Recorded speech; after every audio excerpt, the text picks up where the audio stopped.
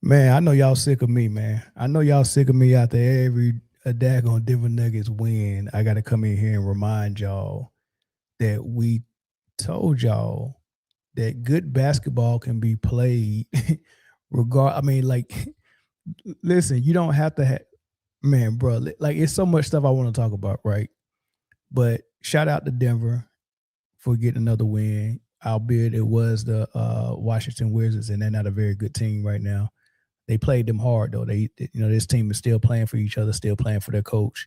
They're still fighting. So even though they don't have the horses and they're very young and all of that stuff, that they're not a team that you can just come in there and just take them lightly, right? So this still is a Eastern Conference road trip for the Nuggets. They playing away from home, so most of those games are you got to earn them, whether it's a great playoff team, a contender, or average team or below average team. You got to earn every win. So you can't just take stuff lightly, and and for sure, everything that gets put on film is something that you can look at and do an evaluation on what you're seeing. So you can either do evaluation of the players, do evaluation of the coaching, do an evaluation of the team itself, and that's what it is. But for the most part, the foresight of people like Ticket TV, Too Raw, myself, Robin over there at Sports and Fitness Rants, the foresight to not just this year, not just last year, not just year before last, but the last 3 or 4 years, the foresight to look at Jamal Murray and know that he's an all-star caliber player, and to look at Michael Porter Jr. and know he's an all-star caliber player, look at Aaron Gordon and know he's an all-star caliber player, and know that the Denver Nuggets had and still has a very good team around Nikola Jokic. We never believed that there was bombs or subpar players or below average players or inconsistent players around Nikola Jokic. He's a very good player. That's why they won a championship. You don't go in and win a championship. What's up, Eddie TV? And I forgot to shout out Eddie TV as well. Eddie TV, Too Raw, uh, um, um, Ticket TV, Sports and Fitness Rants, all have been saying the same thing for a very long time. All been saying the same thing, right? Shout out to Eddie TV, man. Go subscribe to him over there. Shout out to Jeff too. What's up, Jeff? And Taco Master, I see you in there, big dog. Taco Master do not like these Denver Nuggets videos, man. Taco Master, you just have to listen. What I want you to do, Taco, and I might need you to call in tonight. What I want you to do is just consider what I'm saying, and don't immediately get I don't want to say the word triggered, but I don't want you to immediately go on the defense. Just consider what we're saying. The Denver Nuggets got a good team and they got good players. Jamal Murray is good. He's an all-star caliber player. Like, this stuff is undeniable. It's undeniable. And with foresight, people who had the foresight to be able to judge those things could see it before the proof was in the pudding. Like, I thought it was obvious, but according to some people, what they've been saying about the Denver Nuggets and about Jokic, that that he didn't have the adequate help. Whatever Jamal Murray was doing, scoring clutch baskets in the fourth quarter, whether it's regular season, playoffs, or the finals, going for 50 in the playoffs, going for 50 in the finals, going for 50 this season, like averaging 20 plus points pretty much the whole time he'd been there. Obviously, that wasn't enough for some people, because if he didn't make All-Star, then it meant that he wasn't that good. So watching him play and see how good he is, see how hard it is to guard him, see how much better he is than guys who was getting All-Star nods like Tyrese Halliburton and stuff like that. Like, he's 10 times better than Halliburton, right? Just looking at his game and observing and evaluating it would tell you every guard is an all-star, whether it be Dame Lillard,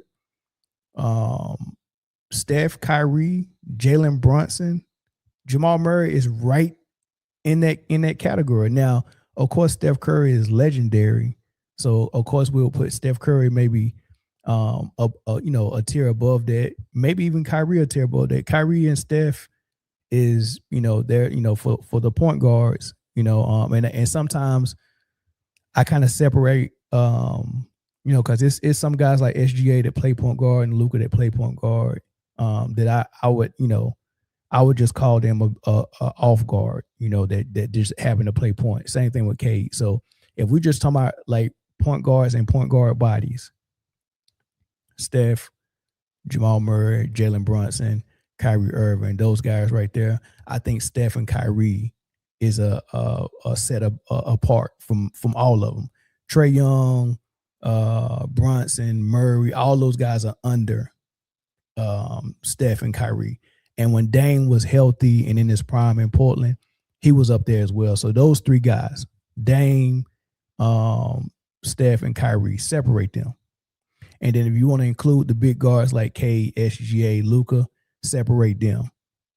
Right? But just under that is Jamal Murray. And I think Jamal Murray is better than Tyrese Maxey. I think he's better than Jalen Brunson. I think he's better than Dame now, since Dame is injury. He's coming back from that. I think he's better than Trae Young. I think he's better than Halliburton. Like that, Jamal Murray is that good. And the theme of this whole thing is everybody eats, B. And Jamal Murray is going to have everybody eating off the way he's leading his team, because first and foremost, he's going to eat. Because, yeah, when you make All-Star, when you make All-NBA, and when you do things like that, your contract negotiation is going to be a little bit different for your agent now. Now we can talk, yeah, he's better than Jalen Suggs too, right? So, but now we can start talking about, hey, my client is an All-Star. He made All-NBA, which means at the very least, if you make, it's 3 All-NBA teams, that's 15 guys. If I make one of those teams, that means my agent can go to the table and boast that he is representing a top 15 player in the league. Right? So Jamal Murray is going to eat, also an all-star, top 15 player in the league. Right? And I honestly think that Jamal Murray has the potential to make first team this year over Luka Doncic. Not over SGA, of course not. So I think Denver could have 2 All-NBA players, 2 first team All-NBA players with Jokic and Murray this year. And I think it'll be Jaylen Brown, SGA. You know what? I'm lying. He'll be second team because Cade will be first. So I think it'll be SGA, Cade Cunningham, Jaylen Brown, Jokic, and Giannis. That'll be my 5 for All-NBA. Right? Second team, Luka, Jamal Murray, Wemby, KD, and maybe some other guys. I figure that out later. But for the most part, everybody eats. Jamal Murray is going to eat. He's going to be an All-NBA player, an All-Star, and it'd be a first for him this season. Career numbers, all that stuff, man. Leading his team to all types of wins. Like, this dude is doing so many favors for himself and his agent is ridiculous. But not only is he going to eat, Tim Hardaway Jr. is going to eat as well. This is a guy who got stuck in Dallas playing that Luka Doncic system where, man, he's got the ball the whole game and he's just passing it to catch and shoot players. And these players are not in rhythm. They're cold, right? Because the way this thing look, if the ball comes out of the net, someone takes it out, gives it to Luka. He brings the ball up, spends about 5 seconds bringing the ball up court. Now you got 19 seconds left on the shot clock. Then he's got to look to see who has a mismatch he want to exploit, and then he has to call him up for a screen.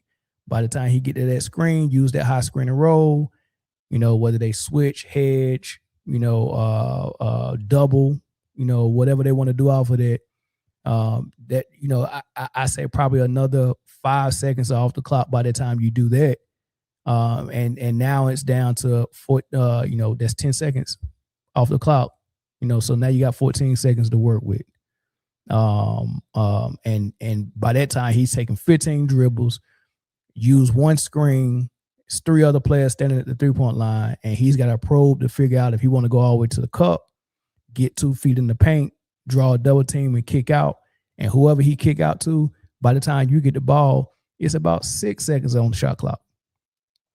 So you ain't got time but for nothing but you got to catch and shoot it, maybe one dribble, escape dribble if they close out really good, and pull up. And they really discouraging people from driving to the hole off these driving kicks. They want the 3. Right? They want the 3 off those driving kicks. And this is a player like Tim Hardaway Jr. who he can shoot it, but he's not Ray Allen or Cal Korver. Right? So if you telling me, hey, look, in this offense with Luka, you're going to get probably 8 opportunities of a catch and shoot, but you're rarely going to dribble the ball. You're not going to be able to do anything else. You're not going to be able to dribble the ball and create offense. You're not, none of that. Just catch and shoot. And you're cold because you're not in rhythm. Like basketball, for a lot of people, is about rhythm.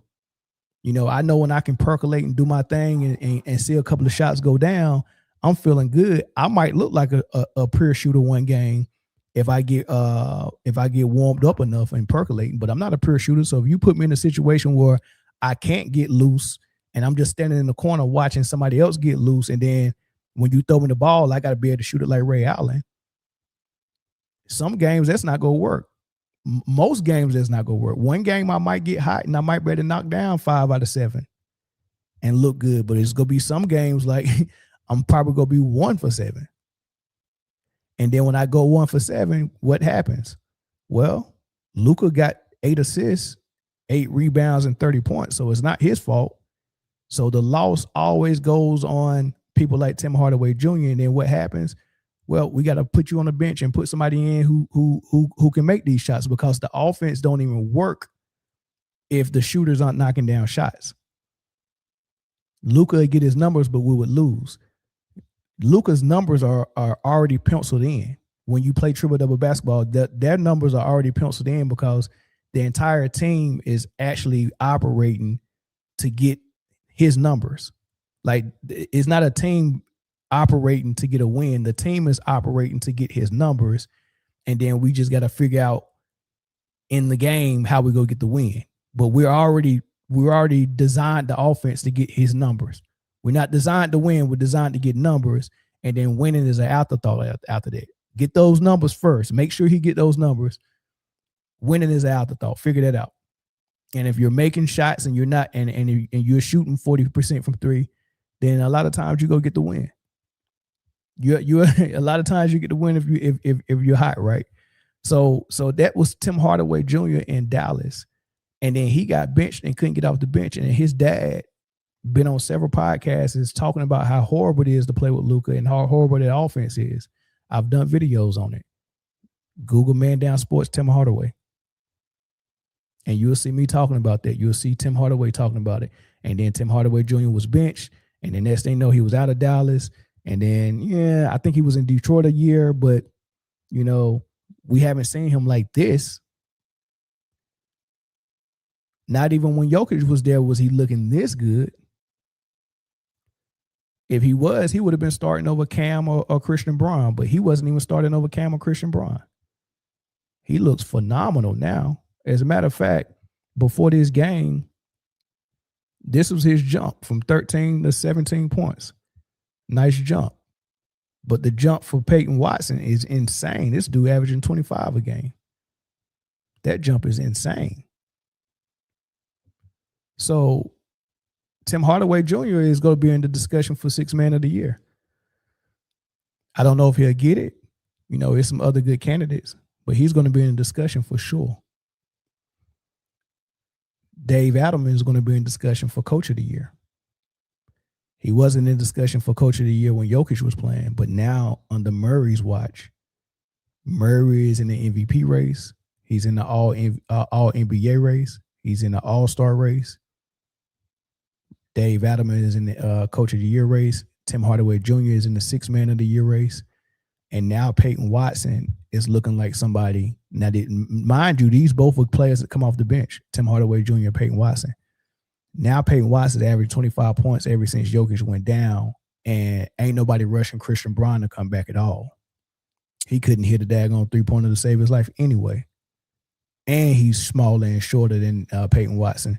And Watson blocked more shots and defend players better and got a more pure jump shot and can do something with the ball off the dribble. So I don't think Christian Brown is going to get his starting position back. He shouldn't. But we'll see how smart Rick Adamant is. But he shouldn't get his starting position back. But he's going to eat as well, because whenever his rookie deal is up, he might have played himself out of a Denver Nugget roster spot, because the contract he's going to be able to get outside of Denver is not going to be able to keep him there. The only way they keep Peyton Watson is if they win a championship and Peyton Watson feel like, I don't want to leave, you know what I'm saying, while we still got an opportunity to win more games and win more, you know, make more playoff runs. I give y'all a discount and stay. That's probably the only way they're going to be able to keep this dude, unless Aaron Gordon, I had to look at the contract situation, but we'll see. If it gets to the point where I got to look at the contract, but if it comes down to it where it's either Aaron Gordon or Peyton Watson, I don't know if they don't choose Peyton Watson over Aaron Gordon, the younger guy. I don't know if they don't choose him. I think they'll probably ask Aaron Gordon to take a hometown discount so we can pay Watson, or we're gonna have to let you go, and they might have to trade Aaron Gordon. Right, but I don't. That'll be very tough to see what decision they make. But everybody eats, under the Jamal Murray watch. Everybody eats, right? So, another thing I wanted to kind of get in, because this is a 10-game stretch. This is officially 10 games without Jokic. I did a video the other day talking about the best 10-game stretch that Jokic had when he was leading the Nuggets this season. Right, he played 32 games, so they had a stretch where they won 9 out of 10. Right, if you could see it, Game 6 they played Sacramento and they won, and then they won 7 straight. Lost to Chicago, then won 2 more. And, you know, they made them 9-1. That is a 10-game stretch of 9-1 with Jokic. And now we have a 10-game stretch without Jokic of 7-3. Not bad. Not bad at all. 9-1 with an MVP candidate and 7-3 without the MVP candidate. I would say that kind of solidifies these guys as ballers, and you know, you got to give them the props and tip your hat off to them. I did hear someone say that the teams they were playing are below 500, and the only thing I can offer you as a response for that is that this 9-1 10-game stretch that they had with Jokic, they played out of those they had played 7 teams with a losing record. 7 teams that was below 500. 7. So out of those 9 wins, they played 7 booty teams. And they lost to one of them, which was the Bulls.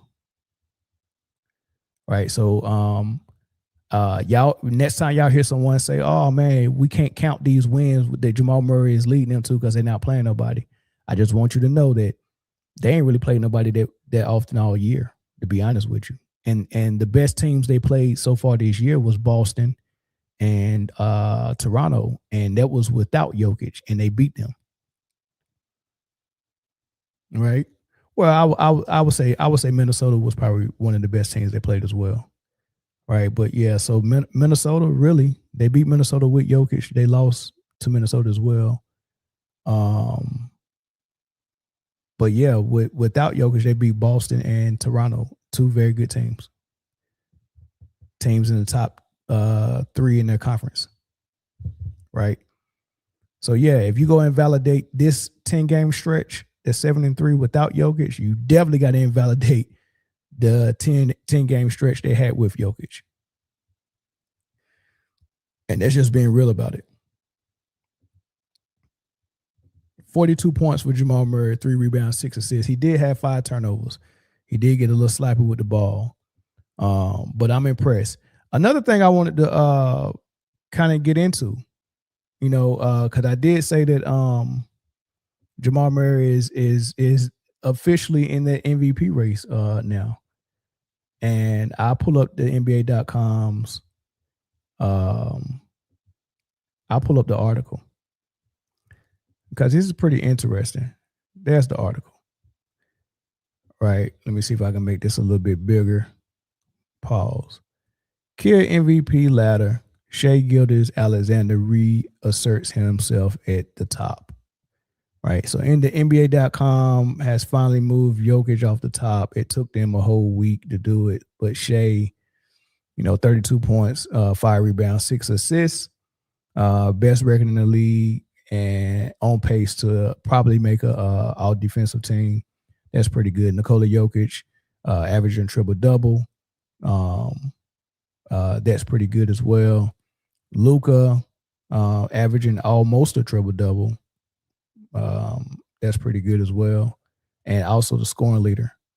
He's edging out SGA right now. Wemby is in there.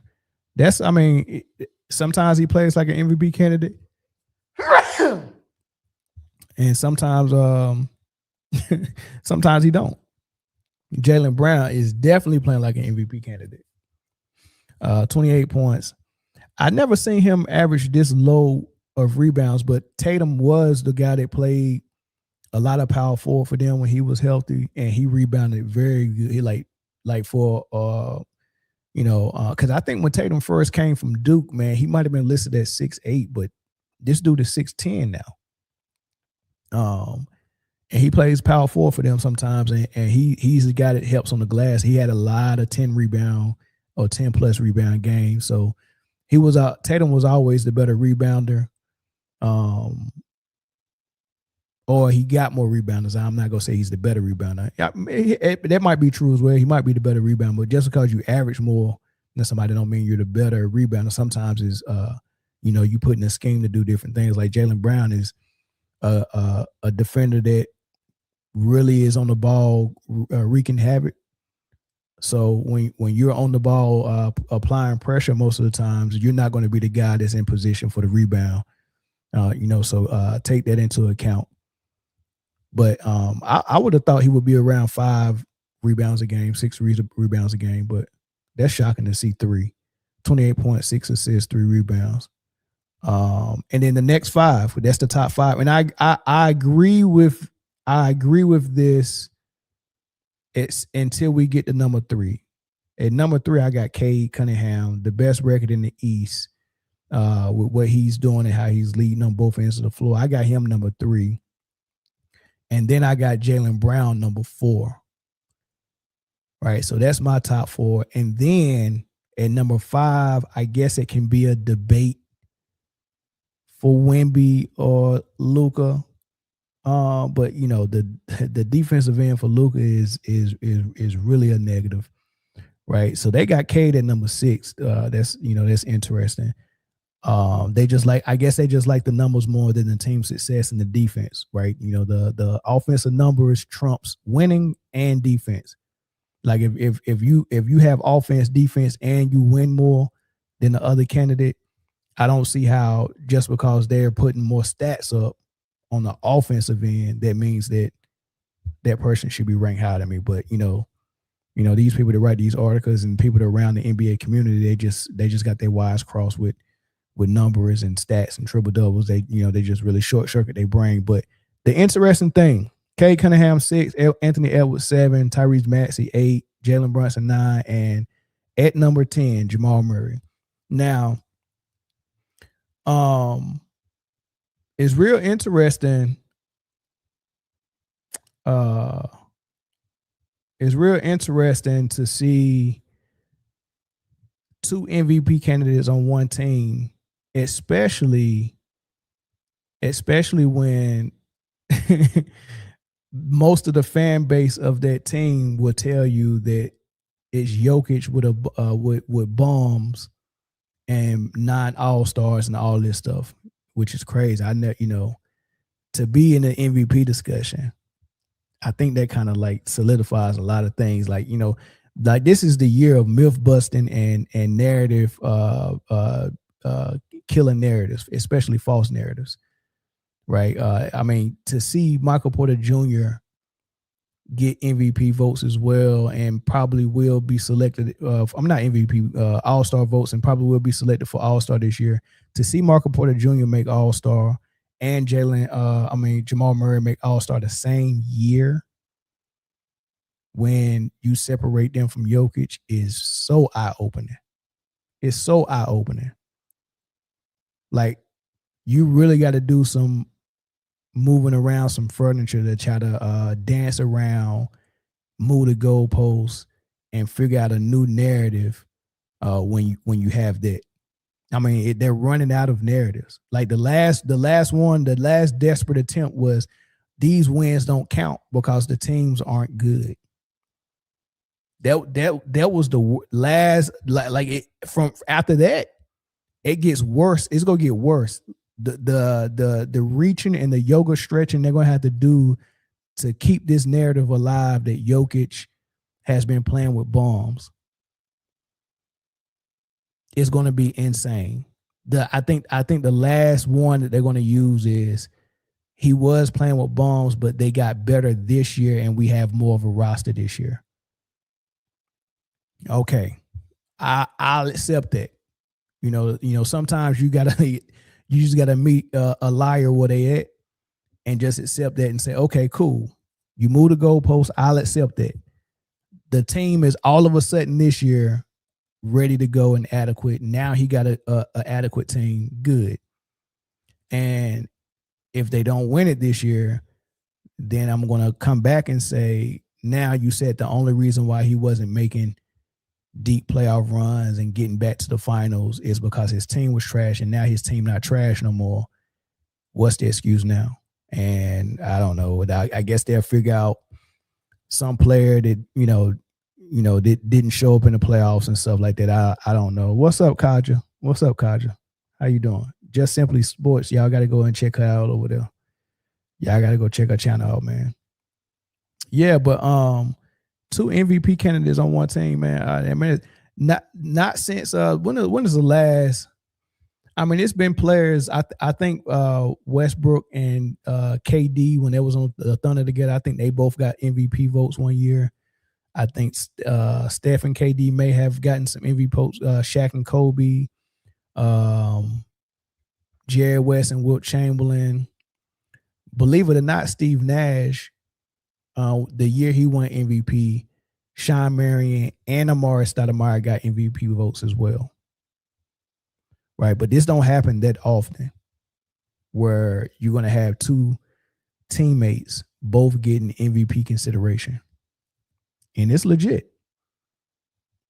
Jokic is a legit top 3 candidate for MVP, and Jamal is a legit top 10 candidate for MVP in my book.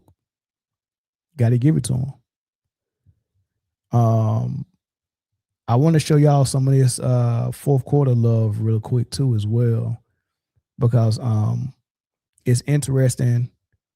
I wish I could show y'all the whole highlight, but I hate how YouTube be flagging stuff, man. And I just don't want to show too much and get freaking flagged. Man, I hate YouTube for that. But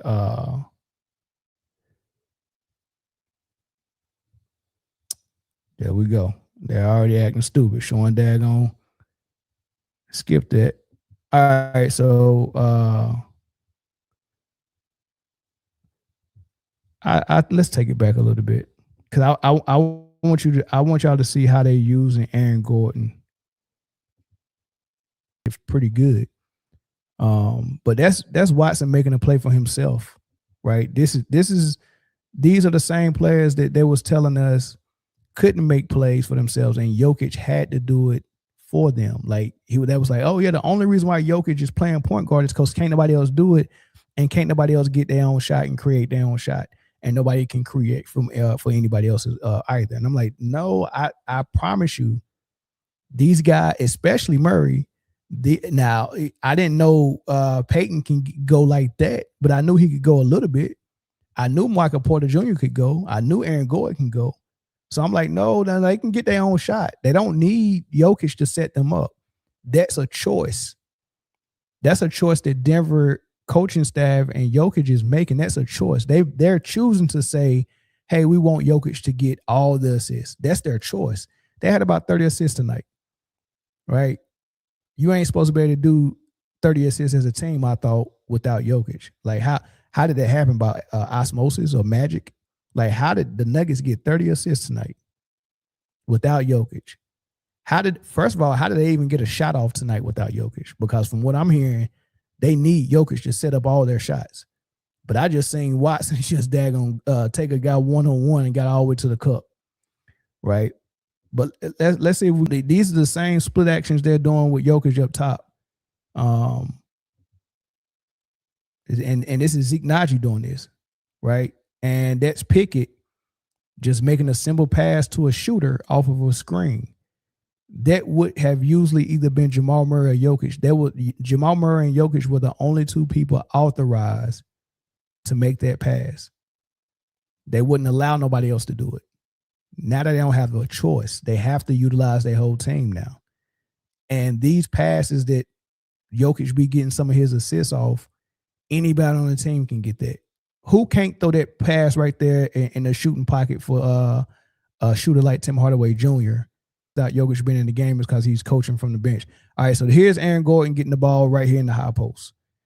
Right. This is what he was doing all night long to get 11 assists. These are spots on the floor where Jokic would have been getting the ball and had an opportunity to get a shot off or find a shooter, right? Look how many shooters is at the three-point line. 3, right? The guy who passed it to him, he's probably going to relocate to the three-point line. I don't know. Let's see what he does. Oh, no, he stays down. All right, there's a double, right? That usually would be Jokic getting doubled. There's a guy in the corner. He can't see him. Maybe Jokic would have threw a backwards pass to the guy in the corner and we just would have went nuts, right? But all it takes is, all right, man, Tim Hardaway Jr. got right there. His man, he got his back turned. So Tim Hardaway Jr. just go locate to the corner and show himself to assist, right? Is anybody amazed, just absolutely amazed with that pass that Gordon threw? Or is anybody amazed that Gordon got 11 assists today? Like, there's no one glazing him for 11 assists. Oh, my God, he's a power forward. He got 11 assists. Nobody glazed him. The offense is designed for shooters to be around at the three-point line, and they operate with whoever's, in the high post. Gordon definitely does it better than Valanciunas, but he don't do it as good as Jokic. So I do give Jokic credit. He's the best person to be able to do those type of plays with. But what I'm showing you is that it's not that fascinating. You're passing it to a shooter because you are a threat to score with your ability and what position you just got in the paint when you sealed somebody. You drew it. There's Aaron Gordon again in the high post. Same spot where Jokic would be. Denver, there was 3 dribbles. But in Denver, and I did a video on this, they're getting Jokic assists for that, what he just did. That dribble handoff, Murray took 3 dribbles. He took 1 dribble, changed the direction, took 2 more dribbles, and got in the paint and scored. They would have gave credit for an assist if they was in Denver for Jokic for sure. That's enough of that. That is enough of that, right? But 11 assists, y'all, for Aaron Gordon. 11 assists. And it's not that spectacular, dog. You had 11 assists, good. The offense is designed for you to get them.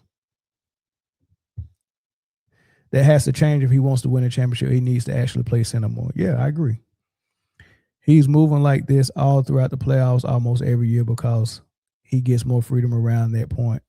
In the regular season, he was not being involved in the offense. He's nonchalant. I get it, but he steps up when it counts. I don't know who y'all talking about. Jamal Murray.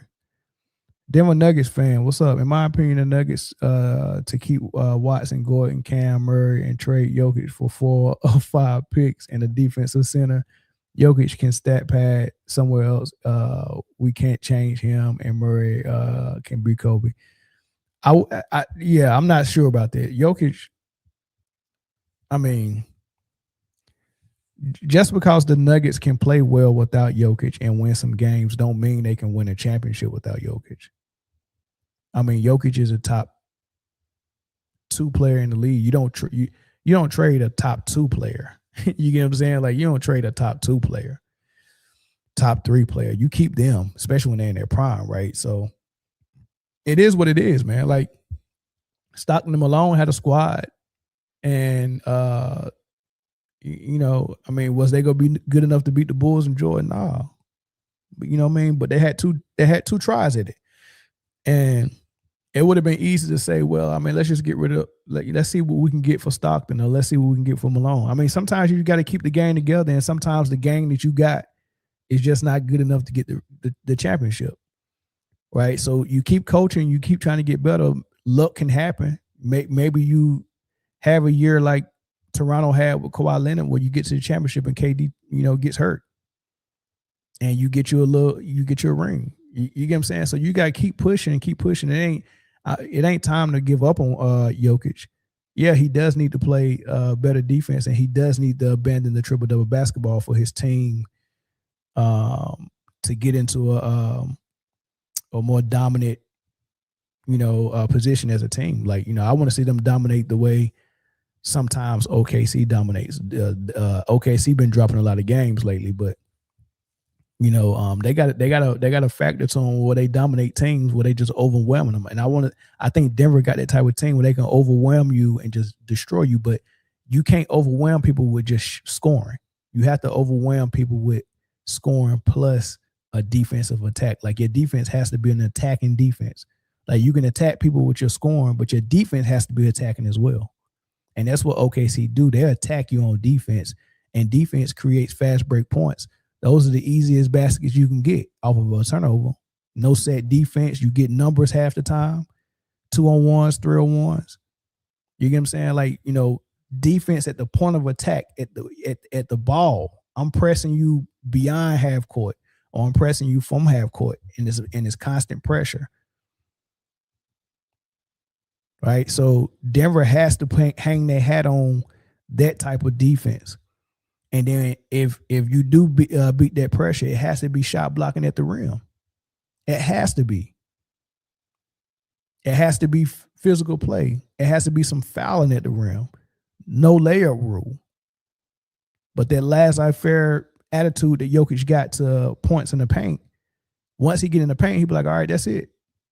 But his mindset is, if you score, I'm about to come right back down and score. That's his defense is, I'm about to come right back down and score on you. Harden used to think like that too.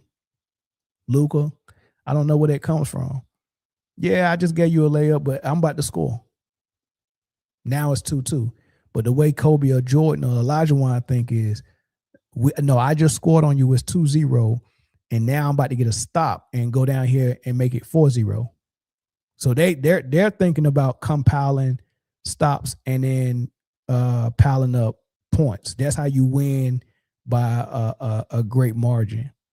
It's because I'm stopping you and I'm compiling stops on top of stops. I'm getting multiple stops back to back.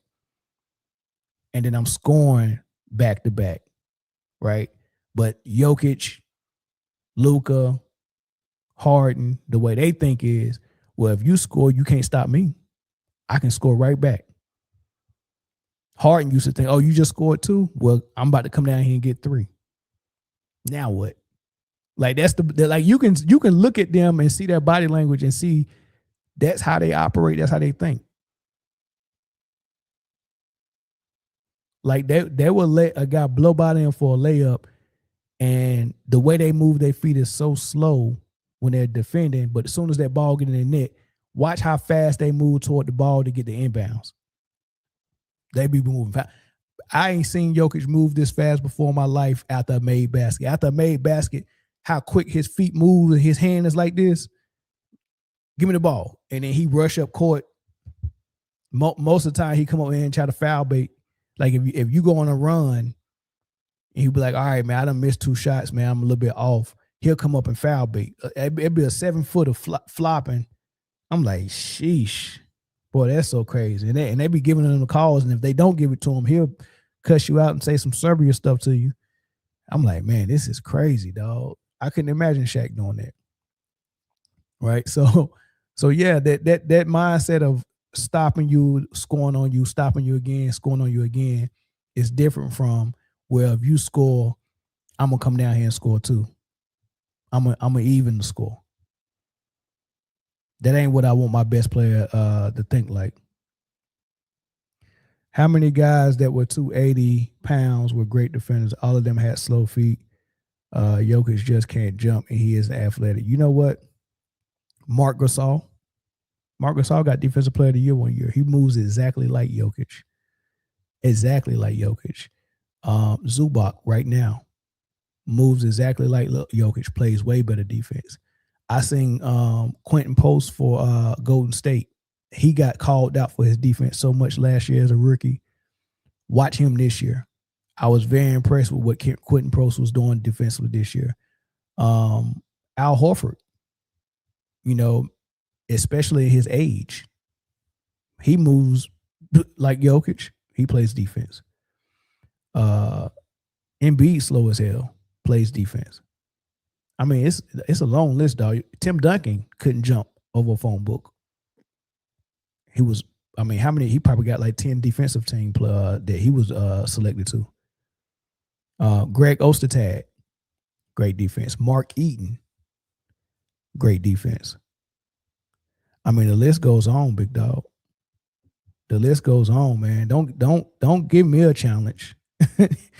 Don't give me a challenge, man. I'm an encyclopedia with this stuff, dog. Don't give me a challenge. There's no excuse you can make for somebody not playing defense, dog. There's no excuse. Like, we got to stop that. We've got to stop saying, well, I mean, he just can't do it, dog. So just leave it alone. No, I would never I would never be a coach on a team and look at a guy that's supposed to be my best player and say, dang, he just can't play defense. So I'm gonna because once I allow my best player to have an exemption on something so important as defense, like the most important thing in sports, especially team sports, you know, football, basketball, stuff like that, the most important thing in sports is scoring the basketball. That's the most important. Scoring the basketball. The second most important thing is stopping your opponent from scoring the basketball. That's how you win games. You win games by scoring and then stopping your opponent from scoring. Right? And if I could score 1 point and then stop my opponent from scoring the entire game and I win 1-0, that's how you win the game. Scoring is more important, because if I don't score and I stop my opponent from scoring and he got 0, but he stopped me from scoring and I got 0, nobody wins. So scoring is the most important thing, because the team with the most points at the end of the game wins. Scoring is the most important thing. Stopping the score is the second most important thing. Offense is 50% of the game. Defense is 50% of the game. Those are the top 2 most important things in basketball. And then under those things, you can debate whether rebounds, steals, blocks, assists, all of those things are something that's in a subcategory under scoring and defending, because assists is not something that's on the same level with scoring. We're giving people MVPs for assists now, but it's not more important than scoring. It's just not, because I can score without an assist. All right. That's obvious. I don't even need an assist to score. But guess what? In order for you to get an assist, guess what has to happen? Somebody has to score. You can't even record an assist without somebody scoring. So scoring is still the most important thing when it comes to assists. I haven't seen an assist that somebody threw inside the rim That's actually a score. That's not an assist, right? So unless you start putting assists in the rim as the passer, then it's not more important than scoring.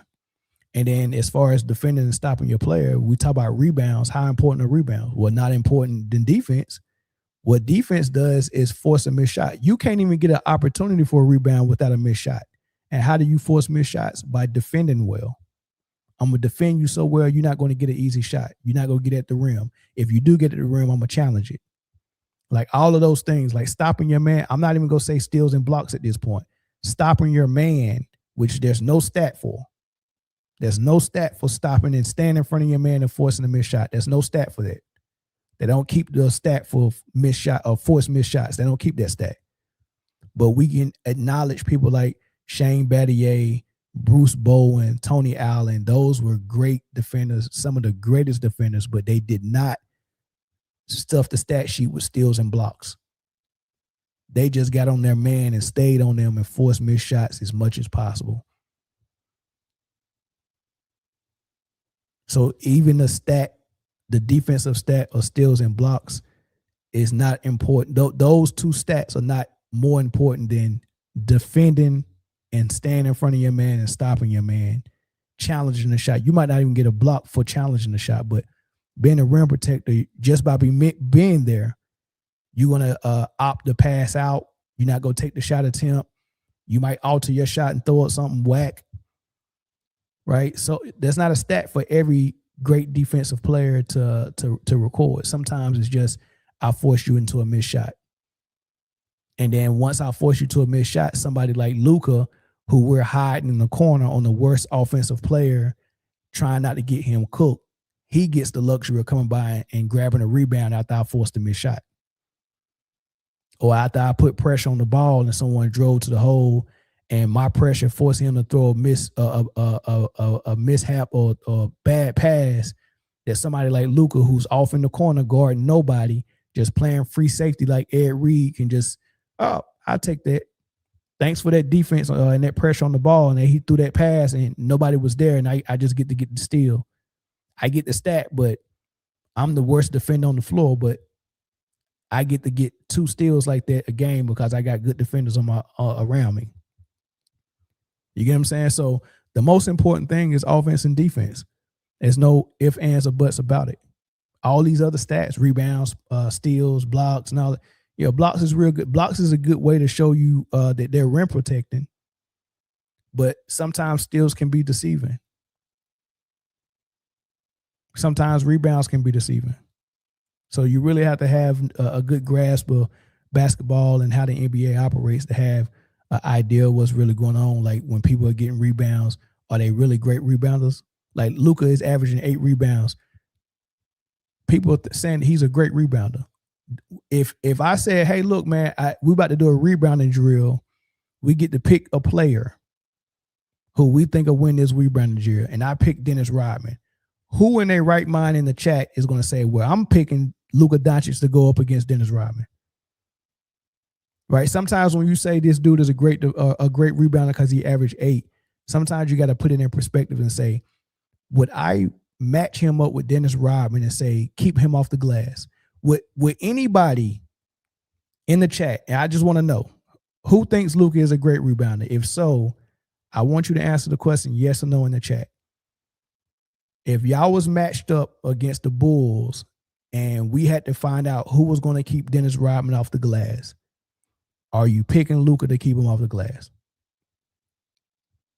Yes or no? Put yes or no in the chat. Somebody put I want to see from everybody, yes or no. Would you put Luka against Dennis Rodman to keep him off the glass? Would you put Luka against Karl Malone to keep him off the glass? Would you use Luka against Chris Webber to keep him off the glass? Would you use Luka against Charles Barkley to keep him off the glass? Timmy Yarn said yes. You would use Luka to keep Rodman, Barkley, Webber, Sean Kemp, Karl Malone. You would use Luka to keep him off the glass, would you? Timmy Yarn said, you got to be trolling. Oh, he said hell no. Okay, all right, yeah, that's what I thought. Okay, Westbrook. I mean, but what for a guard, Westbrook is a great rebounder, but I wouldn't match him up with no power forwards to stop them to keep them off the glass. So for a guard, but Luka's a 6'8" forward. He's bigger than Charles Barkley. He's bigger than Dennis Rodman. He's the same size as Malone. Malone was 6'8". Well, I think Malone got up to about 260 though. He was lean sometimes though. So it might have been some times that he was 230. Let me see what Malone what he played at. Karl Malone. Cause I'm thinking he was 270, dog. But I wouldn't be surprised if he was, where's his weight? 250. He played at 250. All right. And Luka, I mean, they might have him listed at 215, but he looks all of 230. Let me see what Luka Doncic is. Because a lot of weight comes from your lower body, and Luka Doncic got, he got big tree trunks for legs. So that lower body weight, he's 230, listed at 230. And I think he's been close to 250 sometimes in Dallas. So 230 for Luka, 250.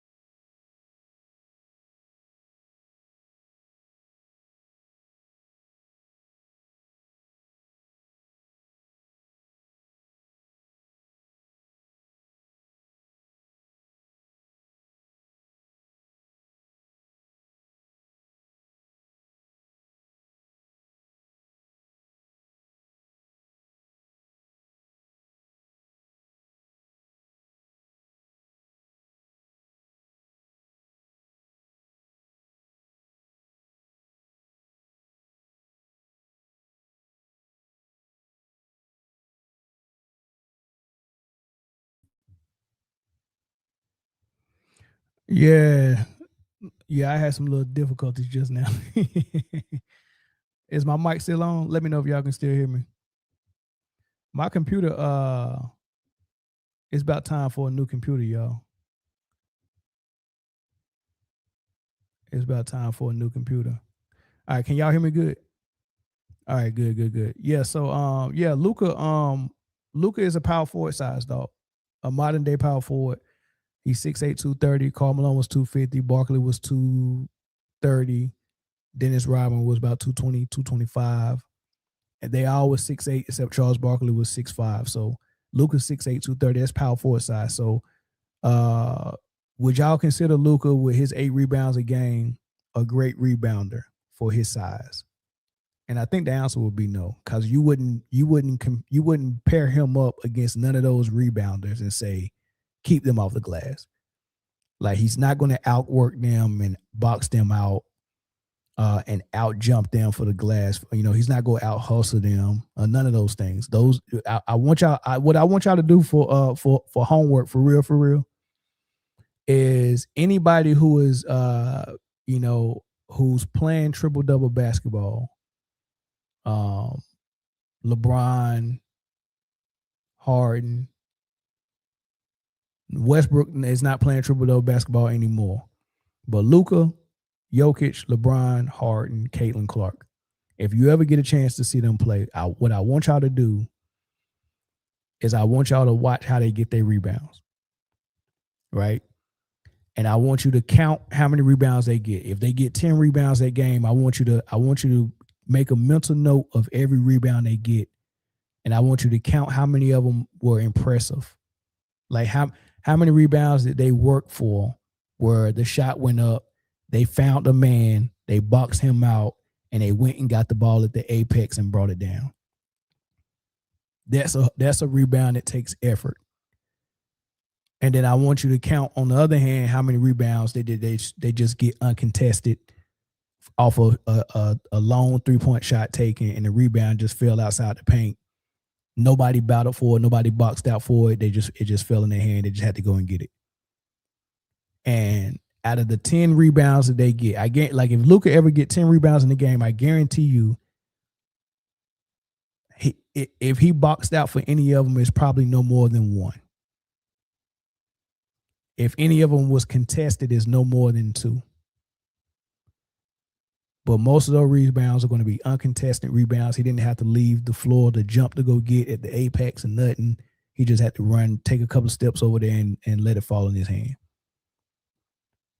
So what happens is, when you grow up watching 90s basketball, 80s basketball, early 2000s basketball, and you see how the big men were battling for rebounds, like, if Rodman got 15 rebounds against Karl Malone, do you know how much work he had to do to get it? Because it wasn't just Karl Malone down. It was Greg Ostertag, who was a 7-footer as well. And Rodman is out hustling and out muscling Ostertag and Karl Malone and getting 15, 20 rebounds a game. That's impressive. And Karl Malone is not just letting these rebounds go because he wants those rebounds. So they're actually competing for those rebounds. There's no competition for rebounds no more, because once that shot go up, everybody's at the 3-point line. People, some like Golden State runs 4 guards with Draymond Green at center, and they're all at the 3-point line. Draymond Green is up at the 3-point line setting screens for Steph. There's nobody in the paint. Everybody's at the 3-point line, and everybody wants to get back on defense. So when the shot goes up, there's nobody crashing the glass and competing for rebounds. They're all getting back. You got a better chance of competing for your teammate for a rebound. You literally have a better chance of competing for a rebound with your teammate than you do with the opposing players. Right? So we remember the rebounds we seen Karl Malone and Dennis Rodman battling each other for. And when we see the stat on paper that Luka averaged 8 rebounds, we think those 8 rebounds, and even if we know that those 8 rebounds is not the ones that Rodman was grabbing, we still do like this Jedi mind trick on ourselves to make ourselves believe that they are. Like, you might be wise enough to know that I know these are cheap rebounds, but we just want to believe that that's amazing that he averaged 8. Oh, that's amazing. He averaged 8 rebounds. And you and lo and behold, if you actually dig deep into what these rebounds are now, if you dig deep into it, you realize the reason why he's getting those 8 rebounds is because he's a horrible defender, and they're putting him in the corner to keep him away from the ball. And that corner spot, if everyone's at the 3-point line, the guys at the corner are going to be the cloak, because especially if the ball goes to the opposite side, the guy on the corner gets to cheat all the way into the paint, because you're at least 2 passes away from the ball having the opportunity to go to your man. Nobody is dumb enough to make that pass from all the way across court to the corner. So when you're guarding the corner boy and the ball is on the opposite side, you can cheat and rotate out. You can pre-rotate all the way into the paint. So whenever that shot goes up from the 3-point line, no one is in more of a perfect situation to get a defensive rebound uncontested than the guy that was guarding the corner boy, which is Luka, which is Westbrook, which is LeBron, which is Harden, and which is Jokic as well, because they play a zone.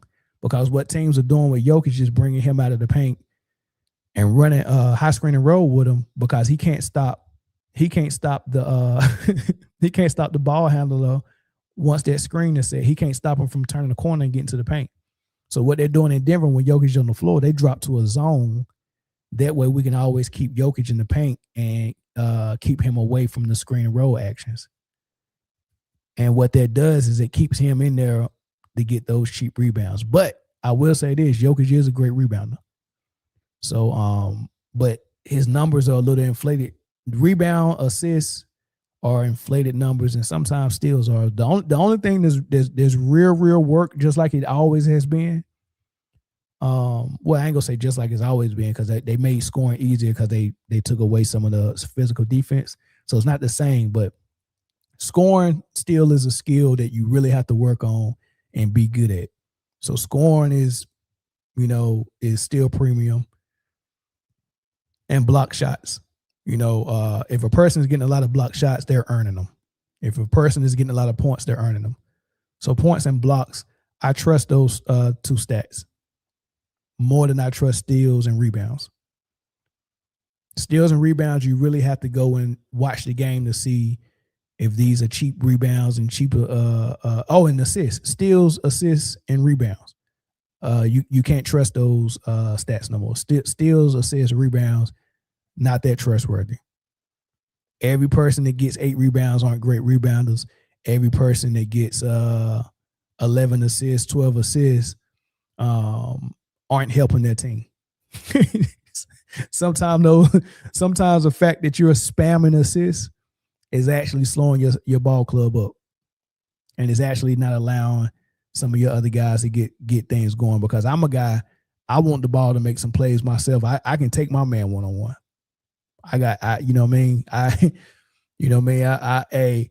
For whatever level I played on, I didn't get to a pro level or a D1 level or nothing like that. But whatever level I played on, I was a bucket. So I would like to have the rock sometime in my hand. I don't care if my 7-foot point guard can pass just as good as me. Give me that rock, dog. Like, first and foremost, I don't even want to be on the team as a point guard if my 7-footer is going to split point guard duties with me. I don't want it. Get me off this squad right now. I don't want it. And he ain't blocking no shot. I don't want it, man. Play your freaking position. Play your position, man. Listen. I do not care, bro. If I got a responsibility to do something, I don't mind you helping me with it and all that stuff, man. But you're not gonna tell me I gotta find something else to do because you can do it just as well as me. That's not what we doing. Like Jamal Murray is a 6'4", 6'3" point guard who played point guard at Kentucky and played point guard his whole life before he got to college. Like, this man has been a point guard his whole life. So he's went through the whole, when you're young and you ain't got no left hand, guard him left. And then you have to get good with your left hand. Now you good with your left hand. Now give him pressure. He can't handle pressure. So now you got to learn how to bring the ball up against pressure, or get a ball up. If you don't dribble through a press, try to, pass through that press. You learning all this stuff. You done had horrible turnover games in high school and learn what you can and can't do as a point guard and all this stuff, man. You went to Kentucky, played under Calipari. Rod Strickland was your guards coach. So he putting stuff in your ear. Like, you know what I'm saying? You learning when to take over a game or when to slow it up, how to find a hot hand. Like, all these little tricks and trades to the point guard position you're learning. And then you done it so well that you get picked up by Calipari at Kentucky and you're one and done. You play one season and you go in the draft and you go in the lottery. So you know what you're doing as a point guard. You do all of that just for a 7-footer with titties to step on the floor and say, I take it from here, big dog. Learn how to shoot. Well, you can shoot, so just go ahead and I take the point guard duties, big dog. I got it from here. That's just like if Westbrook came and was like, hey man, I can rebound good. I averaged a triple-double before as a point guard. So you just show up to Denver and tell Jokic, hey, I got the rebounds, big dog. Don't even come down here.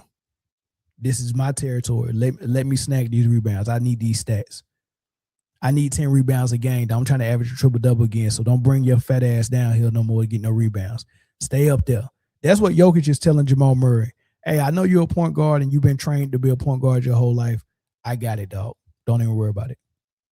You good. No, why you just can't do what you the best at? You the best scorer on the team. You're unstoppable. Just handle your stuff as a center. Worry about blocking the shots and protecting the rim. Do that. Don't worry about trying to run point. Let me run point. That's my job. I'm the point guard. I got this. I get us in and out of our sets and all that stuff. And if I want to bring you up in a high screen, if I see a mismatch that we can exploit, I call that mismatch up and I say, hey, man, give it to Jokic in the high screen and spread. We need that point. But we're not about to spam that high post play for you just so you can pad your assist numbers. So I can go over here and play shooting guard for the whole game. And then when you need me, you call me in the fourth quarter and say, take over the game. And then when I'm off and missing shots, everybody go to say that I'm inconsistent. And then I can't make no all-star, no all-NBA at the end of the day. And if we lose, it's my fault. How you the best player without a responsibility, but when we lose, no one is ever holding you accountable for what you didn't do or what you did do. It's always your teammates getting blamed.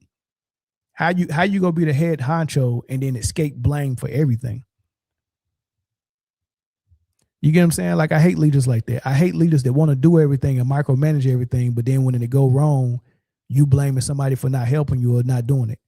Like, you're a manager of a store and you work days, I work nights. I'm the assistant manager, you the manager. And we say, all right, man, you'll open the store and you'll run the store during the day. I'll come and relieve you and I run the store at night and close the store. And the person who closed it got different jobs than the person who opened. The person who opened, of course, you got to get up early in the morning, get there fast, open the store up, cut the lights on, cut on the air conditioner or the heat. You know, you do all that stuff during the daytime. That's when the packages come. So you might get a UPS truck come in with new stuff that you got to get the boxes off the truck, and then you got to restock the shelves. That's the daytime manager. The nighttime manager come in, he ain't got to worry about restocking the shelves because there ain't no UPS truck coming after 5 o'clock.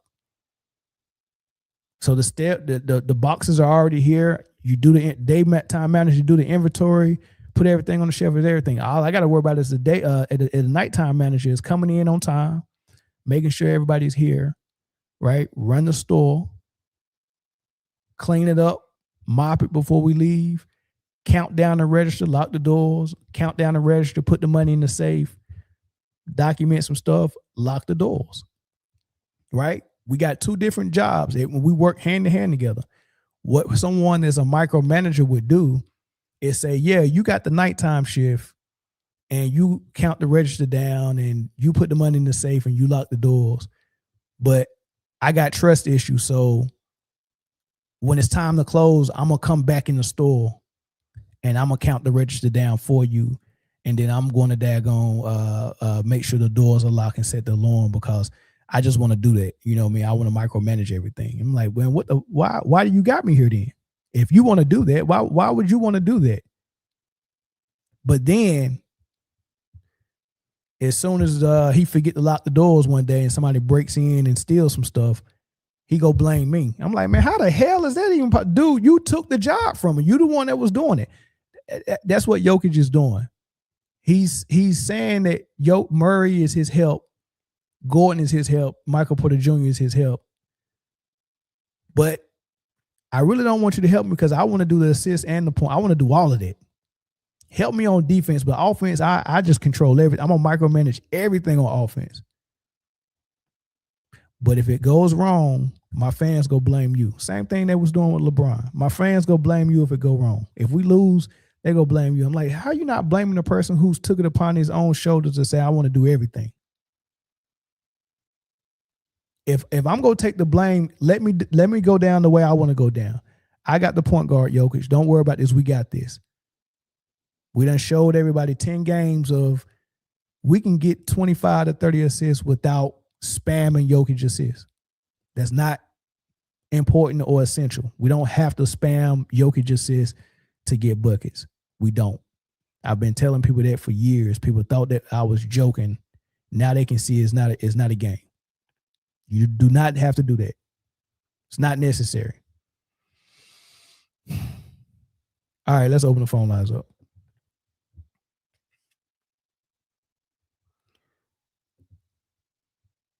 Call in with your thoughts. Desi said that you know it's a fake Nuggets fan when he calls it triple-double basketball, several mental issues. Fake Nuggets fan when you call it triple-double basketball. I don't know what that means. You call in. Call in, Desi. It's the reason he can be called top 5. Haven't done nothing. Larry Bird was a white dude and people love him. You know why? Because he was amazing on offense and gave effort on defense. Yeah, he did. He sure did. No, of course not. Of course Murray not no Kobe.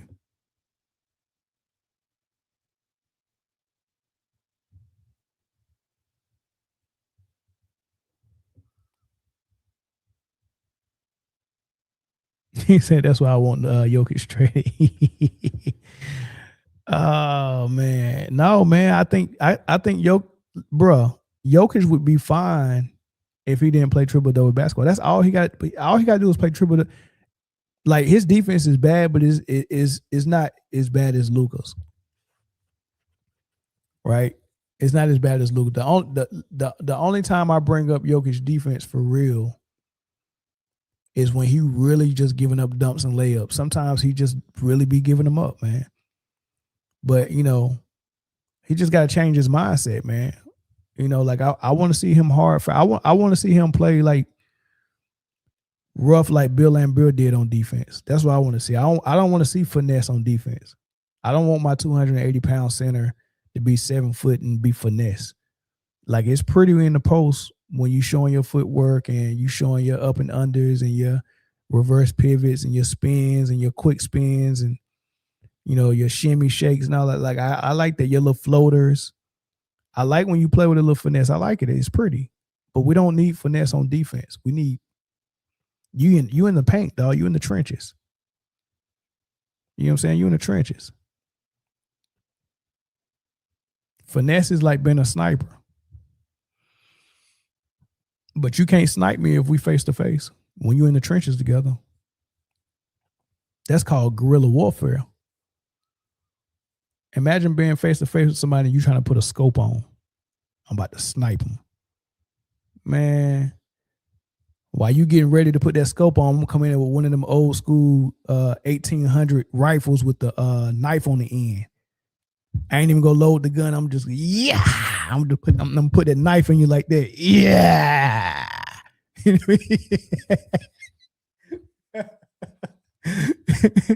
You trying to get ready for a sniper rifle? Like you about to put a scope on, man. Dude, we're in the trenches, dude. What are you doing trying to finesse on, man? Come on, man. This ain't. You pussyfooting around in the guerrilla. You know this guerrilla warfare face to face, dog. This when you get up close and personal on the dude. You know what I'm saying? You can smell what he had for breakfast and put that knife in his windpipe slow. Man. And then you look at his uniform with his name tag on it. And you just read his name tag like you know his name. Nikola. While you putting that knife in there slow in that windpipe. Go to sleep, Nikola.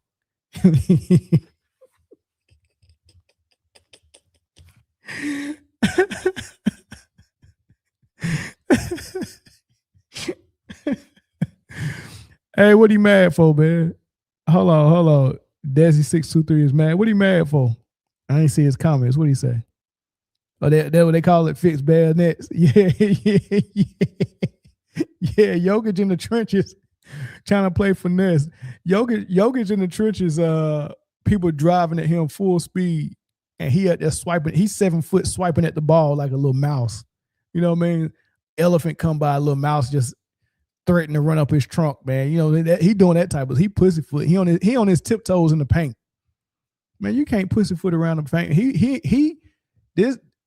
This dude is in the middle of the paint walking around like he just got his nails done on his toes. You ever see them girls with them flip-flops?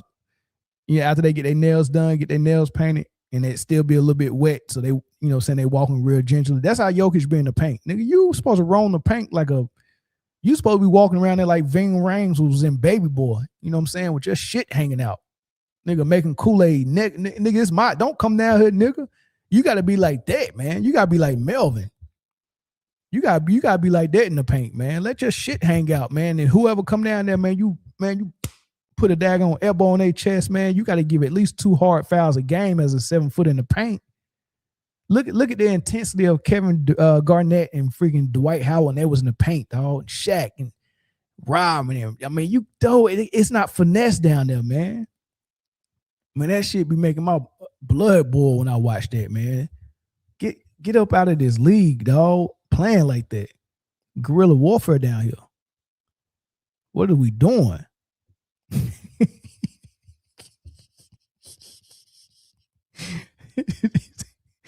These people funny, man. All right, man. Yeah, man. You gotta be like Melvin in the paint, man. Oh man, he said God not gonna give you everything. Look at Adi Cooks, her and Jokic play game similar. I haven't seen Adi Cooks play. She's nice though. I haven't seen her play at USC. I just seen highlights. I like her though. But yeah, you're not gonna get blessed with everything, but defense is a mentality for the most part. Yeah, of course, having an athletic ability enhance that, but it's an attitude, dog. You're 7 foot and you're in the trenches in the paint. You have to be nasty, dog. But we've changed the game to where nasty is not needed no more. It's almost not even welcome no more. But yeah, man, hey, I didn't like Lambert for some of his cheap shots, but dang, I sure respected that dude, man. And I know a lot of people did, and Lambert still is just, you know what I'm saying. You hear him talk now, boy, he just don't give the Bulls team to beat them no credit. He don't give MJ no credit. It is what it is, man. That's what they, you know what I'm saying. That's what they all on, man. Especially Isaiah. The only person who give credit is John Sally and Dennis Rodman. But Dennis Rodman became a teammate of the Bulls, so I get that. He be walking like Peggy Bunny. he parading around the paint like he just got his feet done, man. I'm like, golly. Yeah, man. Hit the like button, man. Get your VORP up. Get that VORP up. Being that his brothers look so menacing, you would have thought Jokic was a monster. I think he can be. Man, Jokic is just such a likable dude, though, man. Like, it's really hard to critique and criticize him, man, because off the court, when you see this dude, his teammates love him. Michael Porter Jr. talks so highly of him, man. Everybody that meet him loves him, man. Jokic is just and that's why a lot of people really don't like critiquing him, and especially they feel like the media kind of like campaigned against him for MVP, and like that, they feel like they need to come to his defense. But he's a big boy, man. He drove himself to the arena, so I mean, you ain't gonna like the worst thing in the world is not a fair MVP race. You know what I mean? And I think it's fair when you stop acting like defense is not part of the criteria. You know what I mean? So, if anything, whatever the media did when Kendrick Perkins was bringing things to people's attention, if anything, it made it a fair race. Because the way it was going before that is, if Jokic was able to get his numbers and get his and at that time he wasn't even averaging nowhere near 30 points. He used to average 24, 23 points. Everybody else that was in the MVP race was up there in the 30s. He was like 22, 23, but he would get 11 rebounds and 8 assists. And everybody, that was fascinating to a lot of people because, hey, look, that's very close to a triple-double. So we don't care how many wins Denver got and how many points Jokic score, right? If it's close to a triple-double, we're giving him the MVP. That's phenomenal. That was the attitude. And, that had to be changed. I mean, because They would move the goalpost for Jokic every year. His first MVP, Michael Porter Jr. was healthy, Aaron Gordon was healthy, Murray was healthy. They won about 58 games. That was his first MVP. He almost averaged a triple double, right? They were in the number 2 seed, maybe in the West. I respect that. They almost averaged a triple double. You led your team to 58 wins, almost 60, not quite. Led them to 58 wins, and you number 2 in the West. I respect it. But then the next season, Michael Porter Jr. got surgery, and Jamal Murray, I think he got hurt. So they still won 50 plus games. I think they won 57, but everybody had raised their play that year. So 57 wasn't enough for him to be number 2 in the West. He was actually number 6 in the West. As a reminder, the top 4 teams get home court advantage in the first round, right? So teams 1, 2, 3, and 4 get home court advantage in the first round. Everything below that are visiting teams. They was in the 6th seed. One more seed, if he would have been in the 7th seed, he would have been in the play-in. As a matter of fact, yeah, he would have been in the play-in. 7th seed, 8th seed, 9th, and 10th is the play-in, I think. Yeah, so he was almost a play-in team, and they still gave him the MVP. I said, wait, you led your team to a freaking 6th seed, and you getting the MVP? And they said, well, he didn't have Jamal Murray and Michael Porter Jr., so you got it. But he had Eric Gordon and Caldwell Pope still, and Bruce Brown. Yeah, but he didn't have Jamal Murray and Michael Porter Jr. But I was like, I thought Michael Porter Jr. and Jamal Murray was trash. I'm confused. Y'all gave him MVP because he was missing his co-star? Is that what we doing? So how far could, so if he would have been in the 8th seed, the way they're talking, they still would have gave it to him. So no, I don't agree he should have got MVP that year, not been in the 6th seed. I think that was the year that Embiid should have got it. So what happened is they got it to Jokic that year. That was his second MVP. He shouldn't have got it. And so people made so much of a fuss about it the next season that they started to look at Embiid a little bit more. Embiid kind of upped this game a little bit, but Embiid was doing phenomenal.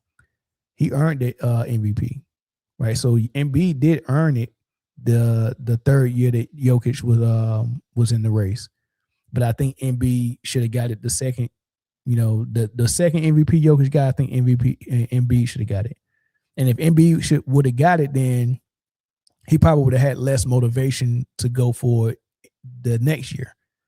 So who knows who would have got it next year? But he was extra motivated the next year, and he got it that year. And that's when everybody said, oh, Embiid robbed Jokic of his 3rd straight MVP, which I don't agree with. I think Embiid earned it. But then a lot of people felt like, nah, they gave it to him because they should have gave it to him last year. They should have gave it to Embiid last year. So it is what it is. And then when was his 3rd one? Year before last, when SGA was the runner-up. And SGA had the best record in the West.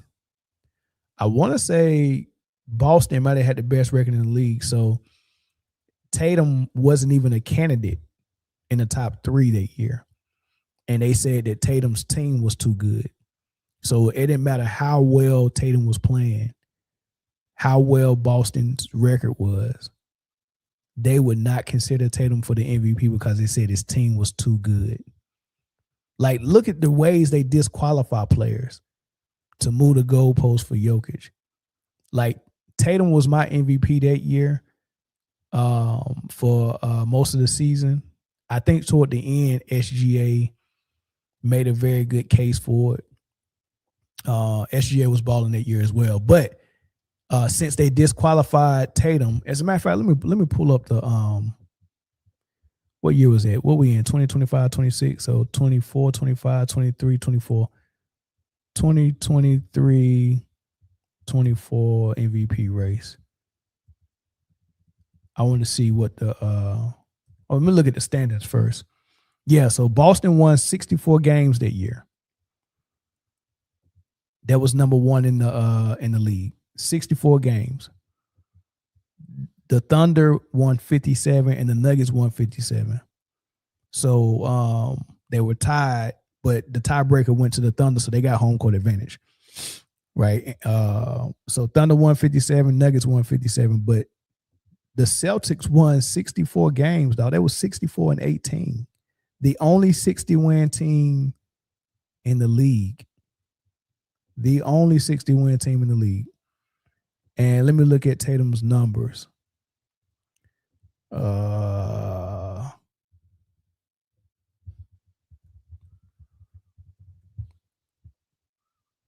Tatum's numbers. The MVP, well, this is crazy, dog. So Tatum's numbers was 27 points, 8 rebounds, 5 assists, 1 steal, 1 block. 1 steal, 1 block. And my computer acting up again. And so Tatum was 27 points. Jokic was 26 points, 12 rebounds, 9 assists, 1 steal, 1 block. SGA was 30 points, 6 rebounds, 6 assists, 2 steals, 1 block. They had Nikola Jokic. He got the most votes for number one. Then that was SGA. Then that was Luka.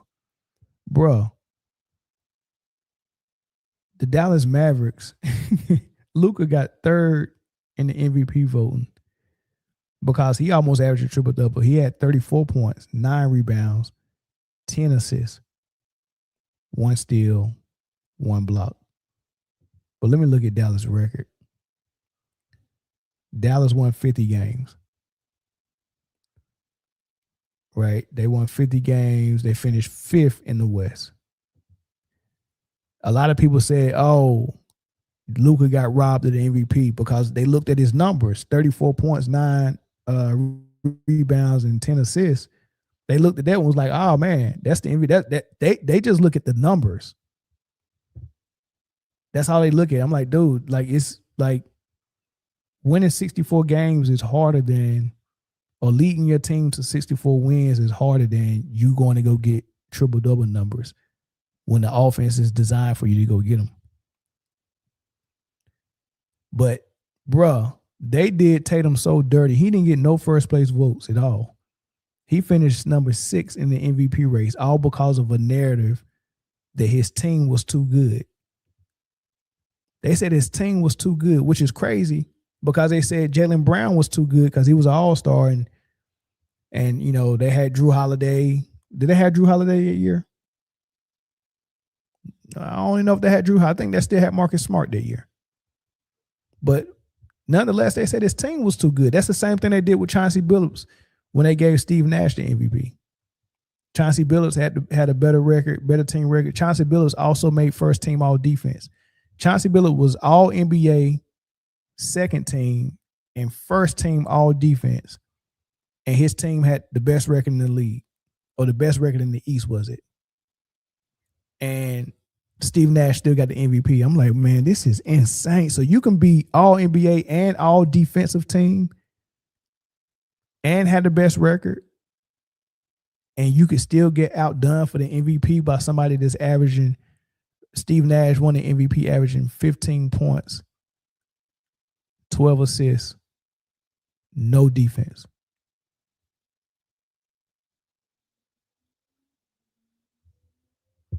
I mean, it's insanity, dog. So, yeah, they had so many people over Tatum in that. I'm like, dude, they won 64 games. Number 6, 0 first place votes, all because of a narrative that his team was too good. They said that about Detroit with Billups. Oh man, they got the Wallace brothers and Rip and Tayshaun. What? So he can't get the MVP because he played with the Wallace boys, Rip and Tayshaun. But Steve Nash over there playing with this and that was the same year that Amara Stoudemire and Shy Marion both got MVP votes. So you got Steve Nash playing with 2 other MVP candidates and still got a worse record than Detroit. And you're not going to give votes to Billups because his team is too good. But Steve Nash had Joe Johnson, who it's similar to Jokic. Like, you know, Joe Johnson was in that Michael Porter Jr. Role where all they do is shoot threes. So in that offense, that D'Antoni offense, Steve Nash set the table for everyone. Q Richardson shot nothing but threes. He led the league in 3-point percentage that year. Joe Johnson did nothing but shoot threes. Sean Marion did it. He did it all. He slashed, caught alleys, played defense, ran the floor on the fast break, shot threes. He done it all. Right. So Sean Marion was I would say he was the number 2 option. Stoudemire was the number 1 option. Steve Nash was the number 3 scoring option. Then you had Joe Johnson. So it's just like Michael Porter Jr. And just like Michael Porter Jr., he had way more to his game than what he was able to showcase in Phoenix. And as soon as he left Phoenix and went to Atlanta, all-star. As a number 1, he led them to the playoffs, multiple playoff bursts. Immediately all-star, and we was like, Joe Johnson is nasty. Got the nickname ISO Joe. It's the same thing as Michael Porter Jr. People getting these offenses that only cater to one guy setting the table and everybody else has just got to play off of that. And people really think these dudes can't play, and they be straight buckets. So you had Joe Johnson on your team as your 4th option, and he left and went to Atlanta and became a 26-point scorer overnight. And this was your 4th option. And Amari Stoudemire was getting MVP votes, and so was Sean Marion, and they both was buckets. So Steve Nash had that on his squad with Barbosa coming off the bench. Bucket. Boris Diaw. Straight bucket. Could do it all. So he had that on his squad, but they're going to use a narrative to disqualify Chauncey Billups by saying his team is too good, so he can't get MVP. Same thing they did with Tatum. Every time they want to give the MVP to someone that's making his teammates better because of assists, whenever they don't have the best record in the league, they got to figure out a way to justify why we're going to give this guy the award where someone else got the best record in the league. And then they say, what the reason why they got the best record because the team is stacked. We can't give him the MVP because the team is stacked. And then you don't even look at his data. Once you say his team is stacked, everything is disqualified. We didn't even look at Tatum's numbers. We didn't even care that he averaged 9 rebounds as a small forward. We didn't care he averaged 9 rebounds and 27 points. And even though he's not even a point guard, was getting 6 assists. Like Drew Holiday or Marcus Smart or whoever their point guard was, Derek White. I don't know who their point guard was that year. It might have been Derek White and Drew Holiday, or it might not. I don't know. It might have still been Marcus Smart, but they had point guards. Jaylen Brown and Tatum don't run point forward a point guard for their teams. Boston utilizes a real point guard. So for Tatum to get 7 assists from the forward position as an off guard on the perimeter, it's pretty good. 7 assists, 9 rebounds as a small forward on the perimeter, and 27 points with the best record in the league on top of being a great defender. So you got great scorer, great defender, best record in the league. We disqualified him because his team too good. Disqualify him because his team too good. Does this sound familiar? So disqualify Tatum because his team too good. Give Jokic the MVP. Disqualify Chauncey Billups because his team too good. Give Nash the MVP for assists and a narrative of making his teammates better. Same thing. And now what are we saying about SGA? His team is too good. Can't give it to him. His team is too good. And lo and behold, below the scenes, hindsight being 2020, we realized that Nash really had the better team. Stoudemire, Sean Marion, both getting MVP votes the same year as Nash won it, and Joe Johnson was your fourth option, and he's a bucket, it sounds exactly like Denver. Lo and behold, now we get to see how good Denver really is. Michael Porter Jr. is an all-star. Jamal's an all-star, all-NBA MVP candidate. You got all this on your squad.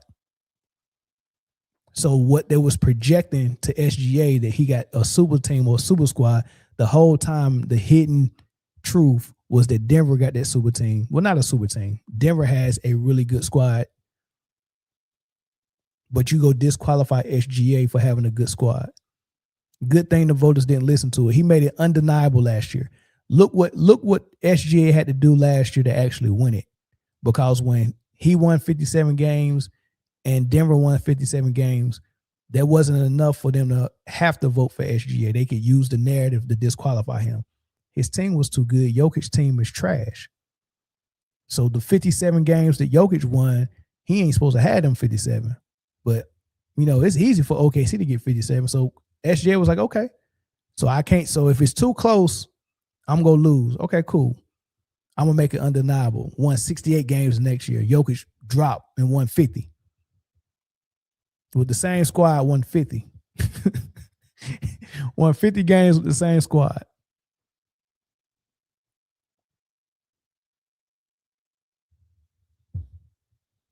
Come on, dog.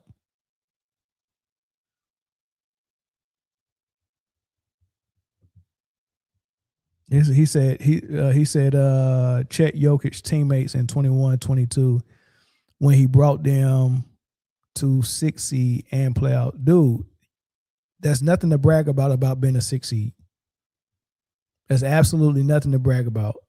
Good job for you and Aaron Gordon getting the Denver Nuggets to the 6 seed. Very good job. Did they have Jeremy Grant on that roster as well?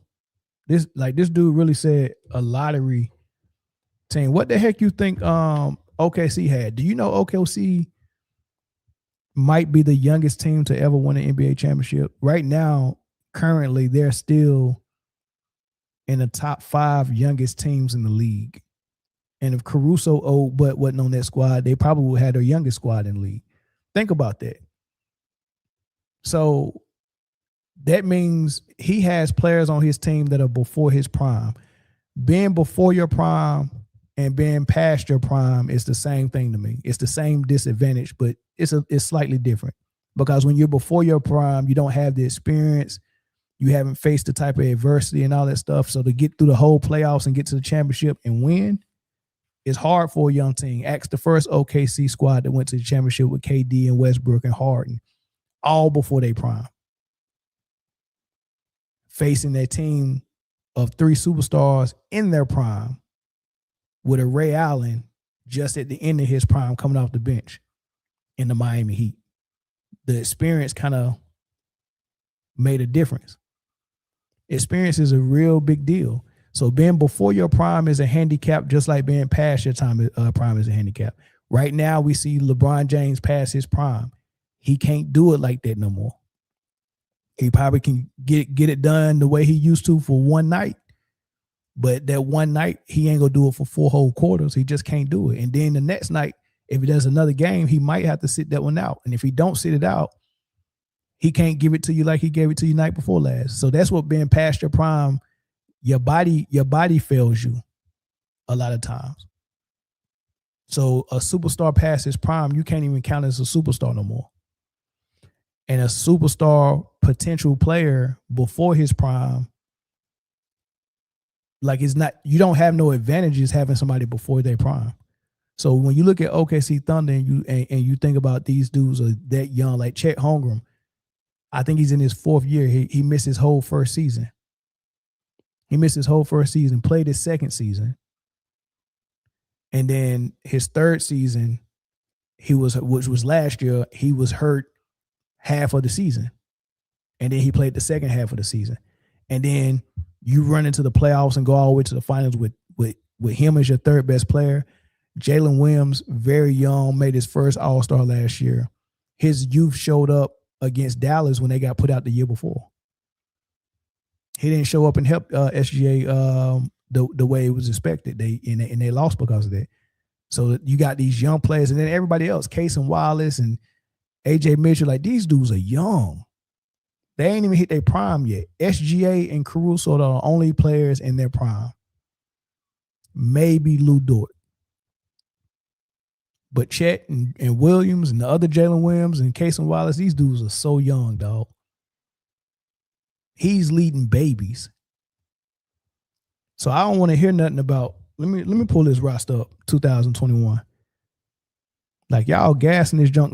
Like you think he deserved the MVP for leading somebody to the 6th seed? 2021, 22 Nuggets roster. Man, I don't know who be teaching y'all stuff, man. Like y'all logic is just all over the place, man. Bragging about a 6th seed. Okay, they won 48 games this year. Come on, dog. We bragging about this? All right. Had Michael Porter Jr., was this his rookie season? Austin Rivers, Monte Morris, Jokic, Bones Highland, Jeff Green, Jamarcus Green, Aaron Gordon, Bobo, Will Barton. Man, get off my DeMarcus Cousins. Man, that roster bombs. Are you serious? This dude, they had Michael Porter Jr., Aaron Gordon, DeMarcus Cousins, Will Barton. Bro, those are not bombs, dog. What are you talking about?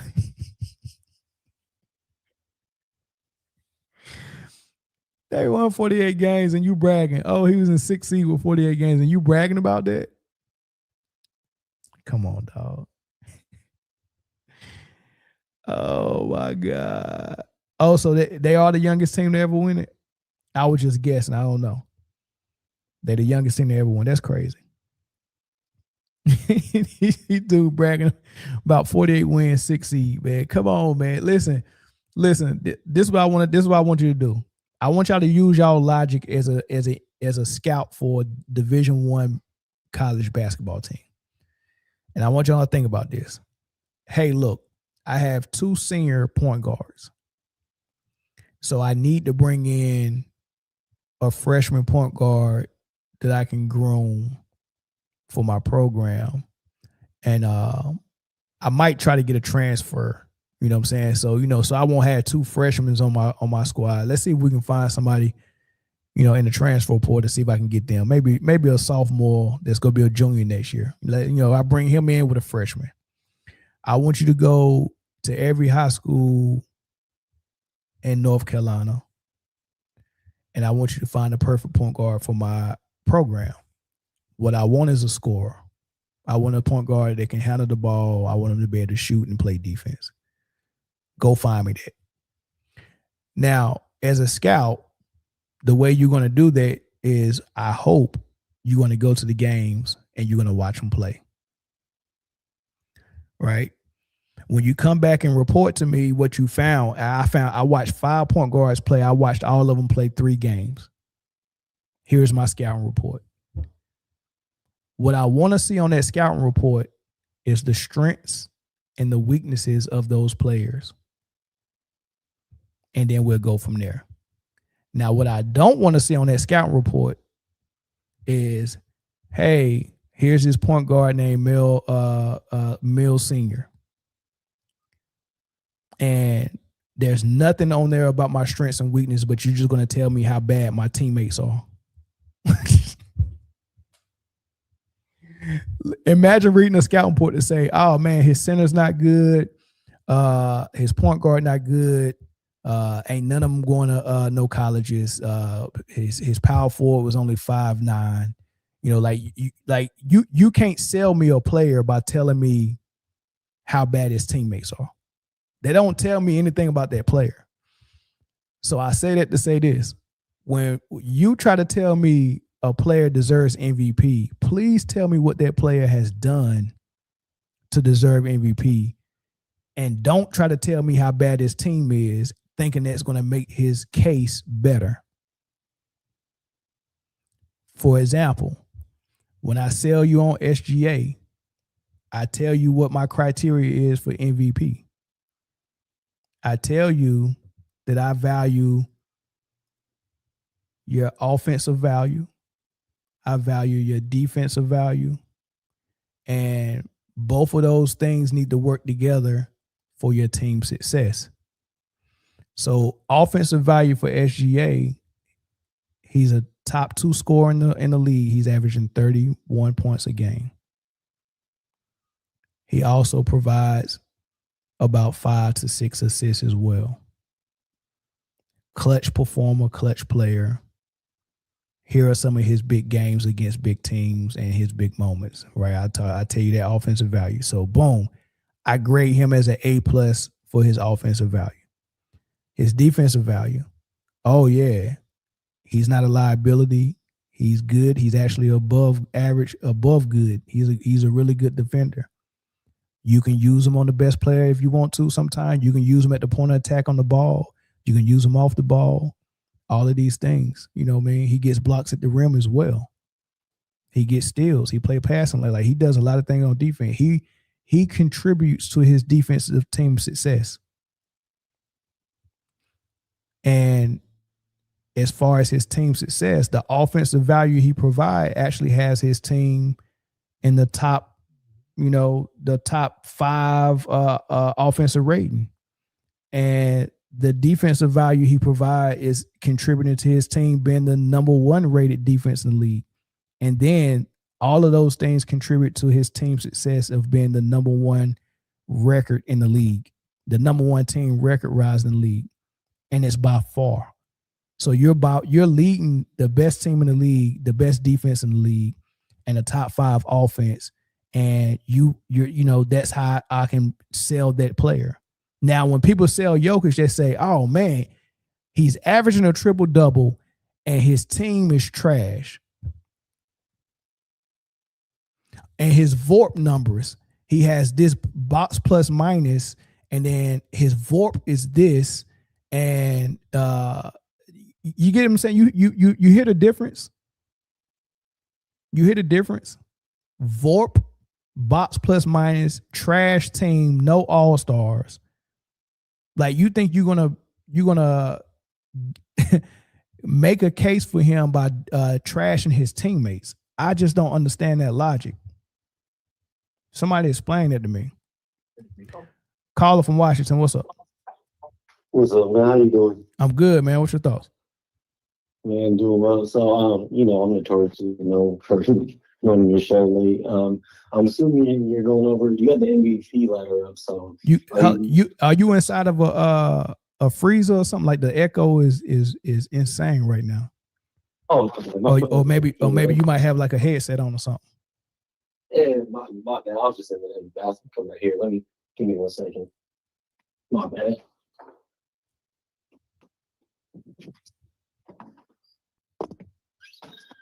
It sound better now? Yeah, 100% better. Yeah. All right, go ahead. Okay, cool. We've talked about this before. I'm not sure how many people like actually played college basketball or like high school basketball at all. I played high school basketball, JUCO, and I played NAIA. And no matter if you're the last person in, you're the leading scorer on the team, all coaches harp defense. No matter who you are, you got to be a defensive player to get into the game. So when people talk about defense isn't important, look how much like players like a Jokic or Luka not playing defense. Like that shit doesn't fly for most coaches in playing basketball. Like NBA, college, like overseas, like that, most of that stuff does not fly. Mm-hmm. Like it doesn't matter if you're averaging 50, 13 points, 30. If you're not in the defensive end, you're not going to play on that level most of the time. And right now, I can't play anymore. I had an injury, so now I'm a basketball coach. So from the coaches end, being in practice and also through the games, when I see a player like miss an assignment on defense, or they're just being lazy effort, I instantly sub them out because that shit is annoying. Yeah. And it just doesn't fly. Like the defensive effort is the key to winning games. Like I always tell my guys, like, look, we start on the defensive thing first. we're going to eventually find our points. We're going to score, but it starts on defense first. Yeah. So people that really don't. Every coach, go ahead. Every coach loves getting points on the fast break after you done got a steal or a block or something like that. We love those. Like it takes the stress off of you, man, of having to bring the ball up against a set offense. I mean, a set defense, and then figure that out. Like, you know, that's different. But when you lock up on defense and you getting steals and you out in transition and running, oh my God, bro, that's the sweetest joy. And I don't understand, like, you know, like I just don't understand the thought process of having a player who just is a hole in your defense and you trying to coach around it. You know what they did with those type of players in the 90s? Hey man, I understand that you can score. They played them, but they just came off the bench. Like Tony Kukoc, he wasn't gonna stop nobody. That's why he never started. Well, if he did, it was like, you know, sparingly, like every now and then. But you know, this is supposed to be one of the best European players that was in Europe at the time. Comes to the league and can't even start. And it wasn't because he couldn't score, because Tony Kukoc could put the ball in the hole. But their defense was like, nah, you just can't get on the floor with that defense, dog. Like, you can't. Like, we got to put you in against the second unit, dog, for real. Right. Because we trying to get stops. We trying to get stops ASAP, man. And people at your position at power forward, they coming to eat your lunch, man. We got Larry Johnson at power forward. We got Barkley. We got Karl Malone. We got Chris Webber, Rasheed Wallace, Kevin Garnett, Tim Duncan. Like, we got dudes like that at power forward. You can't come around here playing around with no Tony Kukoc trying to guard me. Absolutely not. Yeah, no, this is crazy because then also, like, you play basketball, pickup, you was telling me about in the Navy, like, bases, like, if somebody, you know, on your team, y'all playing pickup and they're getting cooked or they're not guarding, you're going to get on, like, yo, what are you doing? Stop having them score.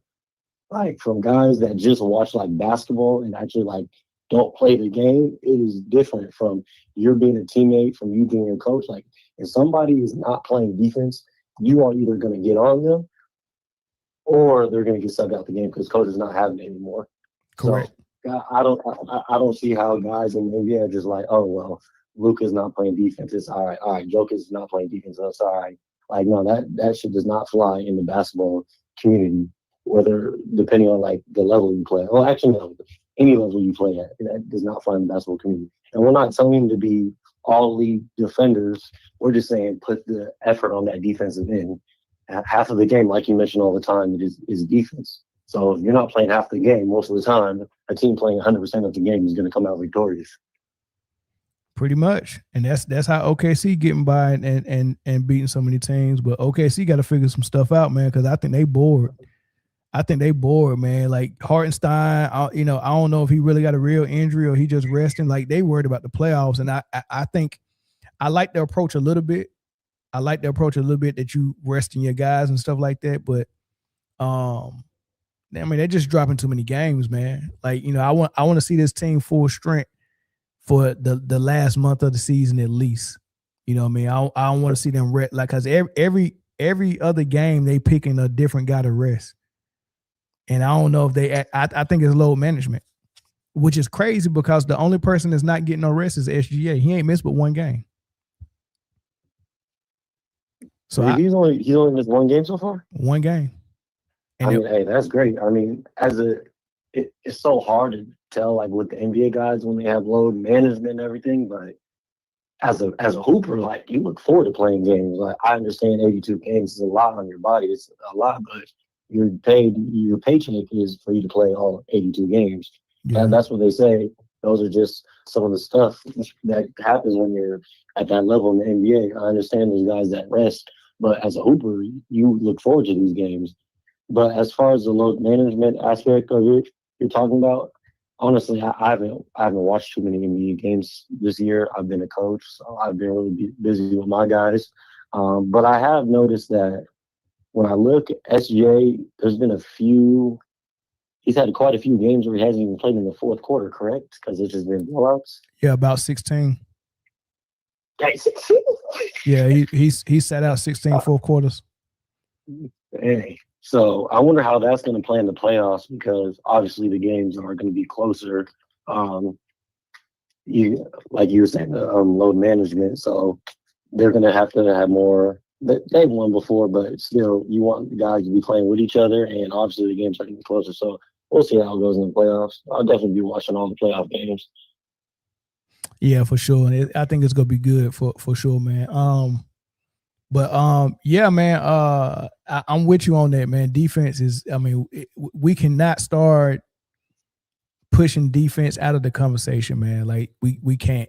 Like it used to be 100% part of the conversation. And all of a sudden, we're not even talking about it no more for the most prestigious award in the NBA, the MVP. Like people are actually frowning upon us trying to mention defense. Like, why are you mentioning defense? Nobody else in the NBA plays defense. I'm like, dude, they pick 10 people for all defensive team every year. How what do you mean nobody's playing defense in the league? it's they do a first and second team all NBA defense every single year. What do you mean nobody's playing defense? You know what I mean? Just because your favorite player not playing defense no more, don't say the whole league not playing defense. Yeah, no, they're crazy. Yeah, sorry, I'm not sure if you can hear me too well. My voice is out from yelling at these kids. So. Nah, you good. I get you. Nah, yeah, my bad. But hey, I'm gonna let you go again, Mel. I'm gonna watch the rest of your show. I'm about to get back to watching your reruns as well. But everybody in the crowd, hit that like button and enjoy the rest of the show. So take care, man. All right, bro. Appreciate the call. Yeah, for sure. Yeah, yeah, it's a wrap, y'all. Y'all gotta chill with not discussing defense, man. That's like that is insane. That is insane. So when we don't have this, Jokic with all the freedom and the ball, and all his teammates have to score inside of a phone booth from the 3-point line mostly. You see Gordon right there in the dunker spot. Everybody else at the 3-point line, that's their offense. Jokic got all the freedom inside the 3-point line. And if he actually moved to the 3-point line, everybody got to adjust to it. Everybody else is inside a phone booth. They get the hardest job to score with no freedom, while Jokic got all the freedom.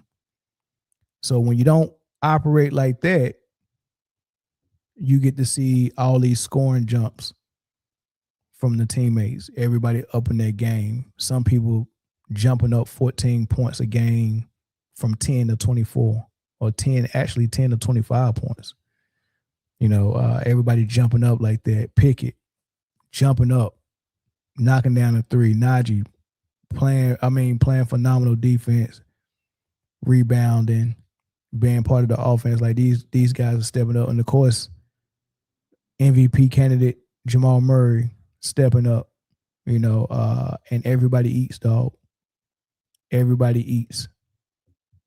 And don't forget, Jokic had 10 losses this year when he was in the lineup as a starter leading this team. And of those 10 losses, 6 of those teams were below 500. Jokic also had 13 games where he scored 30-plus points this season. Of those 13 games, 9 of them was against a team below 500. And the best 10-game stretch Jokic led the Nuggets to was 9-1. But of those 9 teams that they won against, 7 of them was below 500. Food for thought, y'all. You do the dishes. I'll catch y'all on the next episode. I'm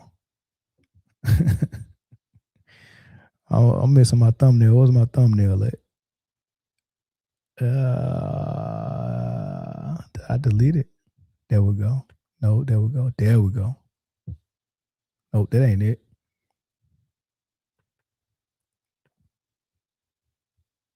I'm gonna read some of these comments before I leave, though, for sure.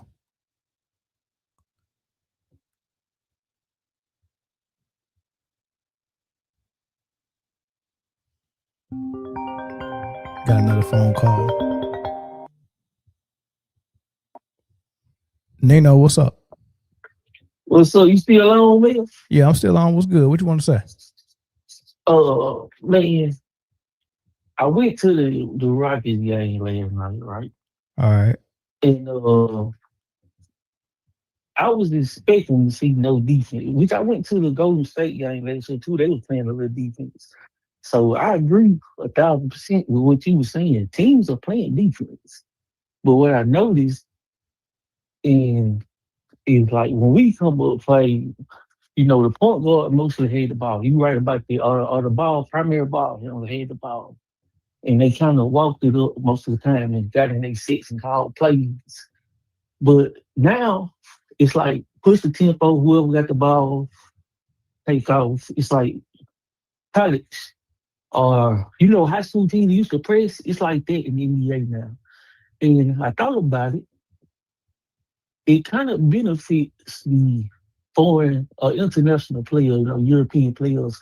I'm not saying that it's no kind of what they call it, conclusion or something, but inclusion or something. But it seems that style of play, that change, really benefit those guys. Because Sengun can handle the ball, right? But he's not real physical. But man, them guys, Sengun, can handle the rock. And I thought about it, Jokic can handle the rock. Them guys that come in from they didn't. It kind of like, did they change the style of play so them guys could fit in a little better? Because there's no bruises, no real post work going on. I'm pretty sure they benefited, and we're talking about the Euro players. Yeah, I'm pretty sure they benefited by the rule changes and the emphasis on player movement, freedom of movement. But so does Steph Curry benefit from it, and a lot of other players. So it's just not the Euros that benefited from it. And I don't know if the change was made just for Europeans, but they definitely benefited from it. So like the big men, not the yeah. I mean, yeah, they benefited. They benefited from it for sure, because now with physicality is taken out of the game, players that like Charles Oakley and players like that who was on the floor for their physicality. Now those players are not, they're not welcome or they're obsolete, right? So you start kind of like weeding those out. Like somebody like Andre Drummond can't even get on the floor right now. He can't. Right. He can barely get on the floor, and he ain't. He just left his prime. He might still be in his prime if you look at his age. I don't know how old he is, but he's not that old. Can't even get on the floor right now because that's just not the style of play that the NBA is catering to or playing. So that guy becomes almost unplayable, and he's a guy that probably would be able to, kind of, play a different style of defense on the player like Nikola Jokic, a physical style who also can't be out quick by Jokic, because as big as Drummond is, he's quicker and more athletic than Jokic. So Jokic can't go around him as easy, and then he can't go through him as easy either. And then he's a leaper that can block shots as well and box out and rebound, strong guy. But you can't even put that guy on the floor to stop Jokic because of the way the game is played. So you can't even use this dude. You get what I'm saying? Like that's crazy. A guy like Andre Drummond can't even get on the floor. So my questions are always debate questions and follow-up questions. So with that being said, I got I like your basketball man. I got one for you now since you said that. How do you believe? Because we'll never know. Let's say a Shaquille O'Neal or a Hakeem. Without it, I got my answer. But how do you feel like, and what would they do? What would they have to do to be successful in that area? A guy that made their money on the post with their moves, and how would they from the defensive side? Would they be a liability, or could they figure it out? And I'm talking about 01 shit. Now we know what prime shit. Which player? Let's go Shaq. Let's go Shaq. And we talking about Shaq right now in the league. Well, Shaq, 01 Shaq in the league. Dominant Shaq though, but I mean, the way they move. I would say this: the Shaq that was in Orlando was more lean, less body fat, stuff like that. So that guy, Shaq was such a force that it don't matter how they're playing the game now. Shaq would Shaq, bro, listen, Shaq was so dominant that a guy like Greg Oden came into the league as the number 1 draft pick. Got drafted in Portland in the West. Shaq was in LA. Greg Oden said the reason why he had all those knee injuries is because after he got drafted, they told him that summer, you have to put on 35 pounds of muscle just to guard Shaq. Now, Oden played at about 230 at 7 foot. So that's very lean. With he had the type of body that should have been like Dwight Howard's when Dwight Howard hit the weights.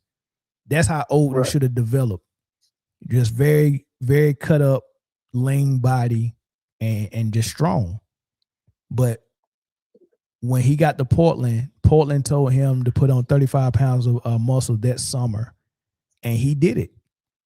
And his body. See, I didn't know that. I thought he just wasn't working out. I didn't know that. No. He played fresh out of high school, played 1 year at Ohio State, got drafted number 1, and Portland said 35 pounds ASAP. He put it on very fast, and I want to say he got hurt in freaking the first summer league game. Yep. Got hurt in the first summer league game, and then after that, it was just knee injury after knee injury. He just couldn't stay on the floor, and his body just wasn't built to have that weight on it. And he said he think that's what happened with his career. Hey, that makes sense too. So think about it. Teams also had 3 7-footers on their roster just to be able to spread the fouls around guarding Shaq. So I don't care what this era of basketball is playing, like 5-man out and all that stuff. If another Shaq comes in the league and you start throwing the ball on the post, he's going to change everything. I agree. Just like Steph Curry changed it for 3-point shooting, and this this 5-man out type stuff. If someone like Shaq comes back in the league, it's going to change everything. It's going to have to go back to how it was. I agree 1,000%. I just like to know different perspective, hear different perspective. Because I agree. I was just, how he be at the game, just from the side, like, man. Because nobody's. I mean, the only person who got the ball down there was Kevin Durant, which he's a man, but he wasn't doing no one step dunk, one step from the paint dunk. So I agree 1,000. Shaq was a man. So let's say this now. I figured that was gonna be your point, because that's what I was thinking, exactly that. And my next thing I'm gonna go to, if I got time. You said they had Shaq stoppers. We know the league. We can go from. Well, I don't know about MJ. I can't say really. I just watch his tapes. I don't know who was the guys they threw with him, but I started at AI, right? They had the guys that just play defense like Tyronn Lue, Derek Fisher, Kobe. They had Roger Bell, Tony Allen. They had guys just for that D. They brought in Artest. They had Iguodala, all them type of guys, right? The guys that gave Jokic fits is the guy, like you said, guys like the White and JaVale. Yeah. Well, we didn't get to see Jokic figure that out because they took him out the league. Like, shouldn't they be trying to recruit them guys to, like, hey, your job is to slow Jokic down, like use Jokic stopper. They finna need one for SGA too. I don't know what they gonna do with that boy. 6'8", handle, shoot. I don't know what they gonna do with that.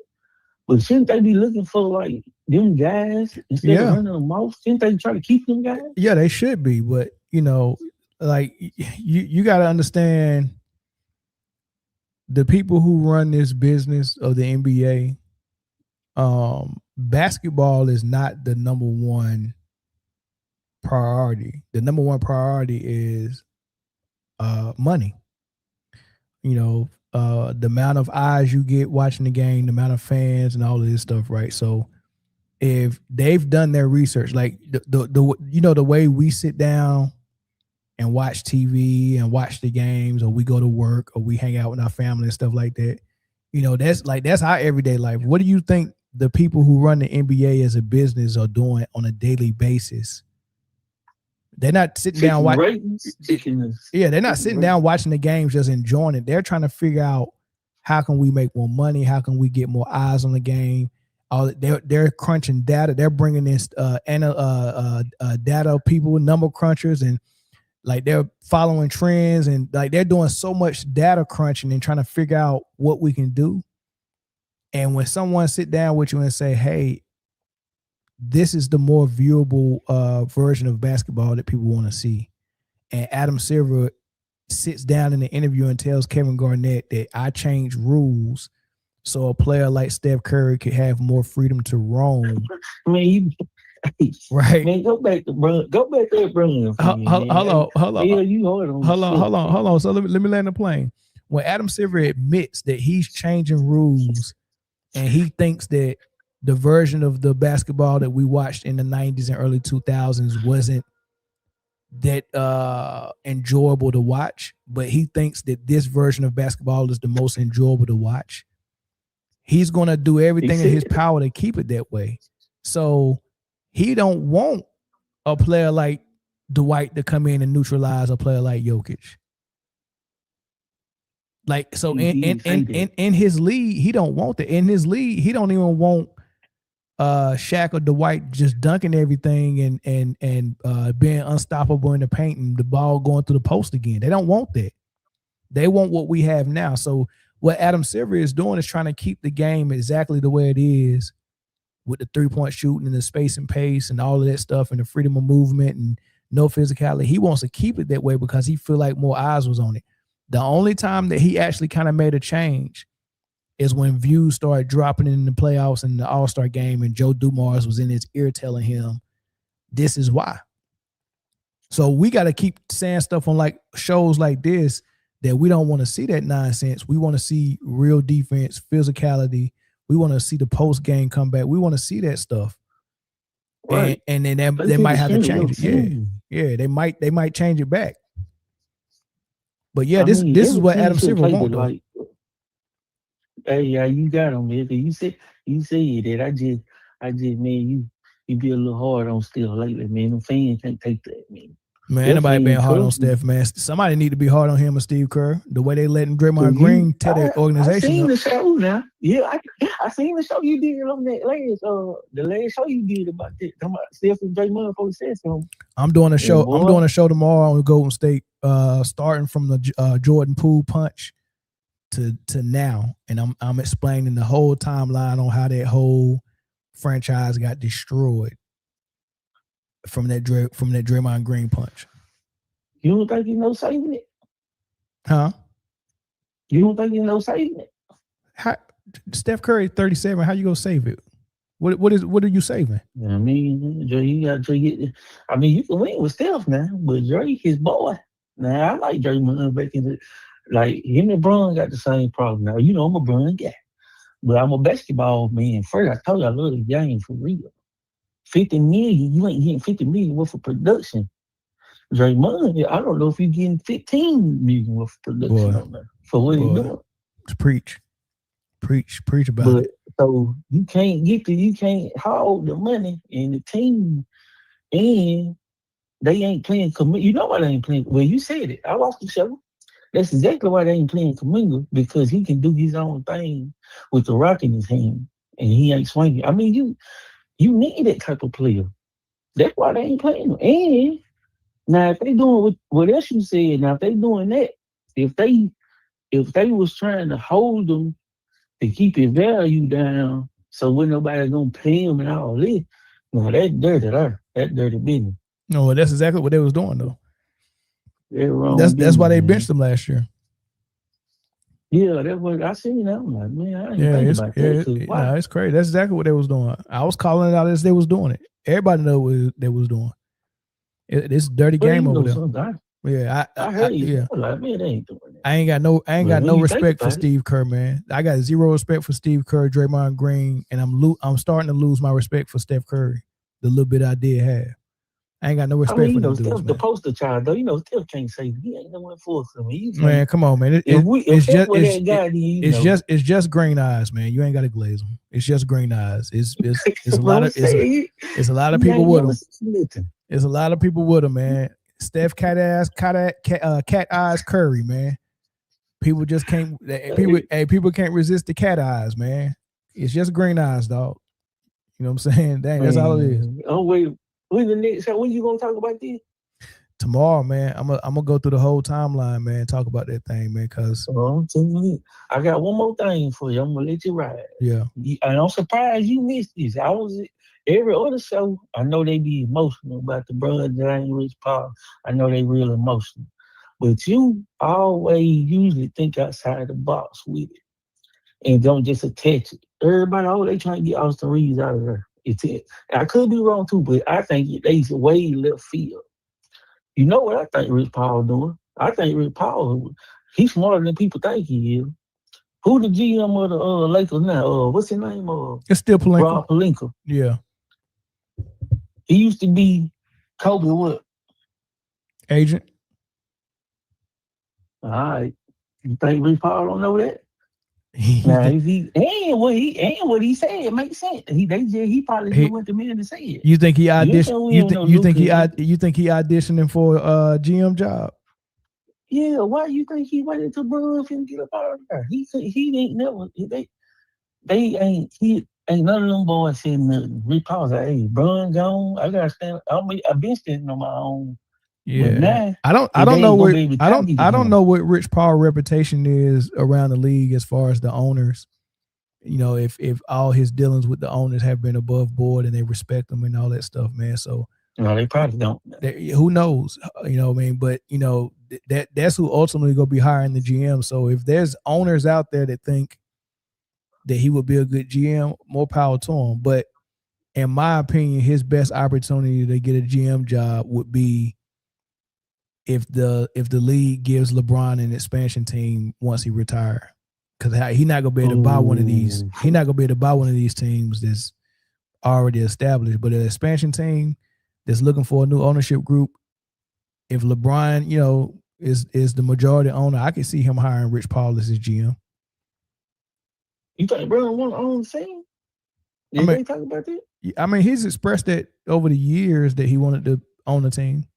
I don't know if that's still his desire. That'll be cold. Yeah. Boy, that'd be cold. I mean, the rumor that's been floating around is the expansion team that's gonna be in Vegas got LeBron name all over it. Dang, you might be on something. Yeah. I knew you. See, but you missed it. Yeah, I didn't say that. I thought you was gonna be. Nah, I did miss it, which makes sense, man. That's if they feel like JJ Redick doing the podcast was able to showcase his coaching prowess, then it makes sense why Rich Paul keep talking about all these moves he would do if he was a GM. So now I didn't catch that. You're right. I didn't catch that, but you own to something. And what he said wasn't wrong. Because everybody think he taking a shot at AR. The shot wasn't at AR. The shot was at Luka. He basically telling you, look, AR trying to play defense, but he ain't no defensive player. You gonna have to, and I said that when I called your show 3 days ago. Yeah. If you gonna win with Luka, you gotta have 4 people behind you. That you gotta have 2 elite defensive if you can get that. But everybody gotta be defensive player. Bron gotta go. I mean, they been around Luka, right? He the man. He done got paid. Yeah. You gotta have people. Everybody else gotta be able to play defense. They not gonna win none this year. This what I would say to, because I think I posted a video today about Luka's defense, and a lot of people was in the comment section saying, the only reason why people are talking about his defense is because he's playing with LeBron and clutch sports is pretty much putting a smear campaign out there on him, right? And I was like, dude, his defense was bad in Dallas, and we all was talking about it. Yeah, we've been talking about his defense, but he was like, nah, it's worse now. And he on the Lakers, he on Kobe time. Yeah, so this, but he the dude, and this was several dudes saying the same thing in the comment section, and I heard people say it that got bigger platforms, and you know what I mean? Like, people really believe, but he got to the finals with Dallas, so they was doing something right. You just got to build a good defense around him, and then that could work. And I'm like, okay, so you got to the finals by building a good defense around Luka. You lost. You only won one game. Oh, they might have got swept. I can't even remember. And I just want to ask the people who had that thought process that if you build a good defense around Luka, it'll work. And I want to give you an ultimatum. Would you rather build a good defense around a bad defender as your best player, or would you rather build a good defense around a good defender as your best player? Right? So there's no incentive by saying, oh, but if you build a great defense around Luka, it'll work. But he's still a bad defender. So however good your team can be, it ain't going to reach that because he's a hole on your defense. But if you have a good defender, i.e. Jaylen Brown, Jason Tatum, Anthony Davis, Giannis, Cade Cunningham, Anthony Edwards, SGA, all of these superstars who can play defense, Kawhi, is it better to build a good defense around one of those guys, or is it better to build a good defense around a liability on defense? So we gotta we gotta stop saying, yeah, you just got to get the right pieces for Luka. No, I'd rather have the right pieces around a good defender. You sound like you agree with Max Kellerman. You know what Max Kellerman said, don't you? I don't think he's right, but I think them guys believe that shit. I mean, if Max said he'll trade Luka. Okay, so here now. The only reason why you wouldn't do it is because it just looked bad for business in the NBA. Like for the NBA, it's bad for business for a marquee player to be getting shipped out like that. You're like, what would the storyline be? But if you really just wanted to win ball games, if I got a 20, what was Luka, 25, 26? I got a 26-year-old Luka. Right now, he missed tonight's game because of a sore groin. These lower extremity nagging injuries for Luka at the age of 25 is getting scary. Because he don't take care of himself like a person like Pippen or Jordan, somebody like that, and not even LeBron. He don't take care of his body like that. So if your body got these little knick-knack injuries now at 25, when you get 30, man, you gonna be you gonna be missing lots of games. Like if it ain't his calf, it's his foot or his ankle or his groin. Like, you know what I mean? It's always something. So if I'm really thinking if I can trade him now, if I can get Jason Tatum, if I can get Giannis. I mean, you ain't get no. You might get Giannis though. You might get Giannis. If I could get Giannis or Jason Tatum. You know Jason Tatum. But I mean, what if I can though? People say Luka is the third best player in the league. I bet you can't get Cade Cunningham for Luka right now. No, you definitely can't. Now here are the players you can't get for Luka. You can't get Wemby. You can't get SGA. You can't get Jokic for Luka. But if you telling me Minnesota will be dumb enough to give me Anthony Edwards for Luka, I'm doing it 10 times out of 10. Wait. Oh my God. I would take Edwards. I would take MB. I mean, not MB. I would take Edwards. I would take Giannis, and I would take Tatum. Would you take Maxey for Luka right now? Hell no. I don't like small point guards being my number one. Yeah, I don't like small point guards being my number one scorer and being my highest paid player. You know what I mean? With a small point guard being your highest paid player and your number one scorer, you ain't going nowhere. You know what I'm saying? You might as well keep Young, man, hard for him to win. Nah. I would love to have Trae Young if he's making Tony Parker money, but he can't make Tim Duncan money, and I'm gonna go win. Nah. If I got a Tim Duncan on my team making Tim Duncan money, and I got a Ginobili, and I can get a Trae Young to make some Tony Parker money, yeah, I'll take that. But no, I'm not giving you the max to be my number one player. I need somebody better than you on my squad if I want to win. Trae Young can't be Trae Young can't be your best player or your number one scorer. The Lakers right now for the future. Luka, Jaylen Brown, not Tatum. I would trade Luka for Jaylen Brown right now. Me too. I ain't right, but it ain't. See, they got and see you. I'm considered a LeBron guy. You consider you ain't no you. They consider not a LeBron guy, even though I think he be fair with most of it. Now, so sometimes I think he be a little hard on the criticism. But so you got two guys. There's not. This not about Bron. We all know I'm a Bron guy. Listen, I hope this is last year, man. When I see he, Bron, when you played ball, man. You know we got to that age when we was still playing red, and it was something we used to do, like a rebound, go up hard for a layup. We look like I got I got hit in the morning, dog. I can't do that no more. I can't go up. I can't move that quick no more. Bro, looking at rebounds now, like, man, it's time to go. So this ain't about Bron. This is about the Lakers building a franchise player. Luka, in 2 years, like you said, it gonna cost so much to have around him. And this our opinion. It's gonna cost so much that you gotta need around him. In the way the league going, it's gonna be rough to win. So I agree. I ain't gonna say I agree with Matt. Matt said trade him. I agree with Rich Paul though. You gonna have to move Austin Reeves, or he's gonna have to go to the 6 man like Ginobili. You ain't winning with him and Austin Reeves back there. Yeah, they beat teams that's under five, under the bell, like they did with Bron. Everybody, all the Lakers win most of the time, being sour teams or teams that ain't that good right now. Man, you ain't beating no SGA with that shit, man. Nah, you know what? Not playing no defense. You know what? Austin Reeves, depending on what I put on the roster, Austin Reeves might not have to go to the bench. Right? He might not have to go to the bench. I'm gonna tell you what I told somebody, right? And I'm gonna pull it up. I posted it in my Man Down Sports Facebook group. Let me see if I can pull it up. I posted something and I said something and he asked me what would make it work in LA for Luka. Like what would make it work? You know what I'm saying? What type of pieces do he need around him? And I can't find it, so I just go off my memory. And I told him, I said, well, since he's a liability on defense and since JJ Redick wants to play triple-double basketball, in order for it to work, you got to have almost the perfect roster, right?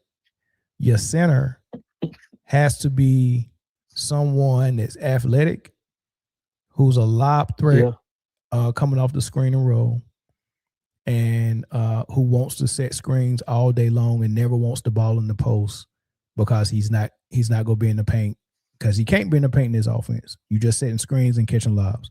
So it has to be someone who's willing to do that and not getting the ball won't crush his spirit, but he also needs to be a great defender and a rim protector on the other end.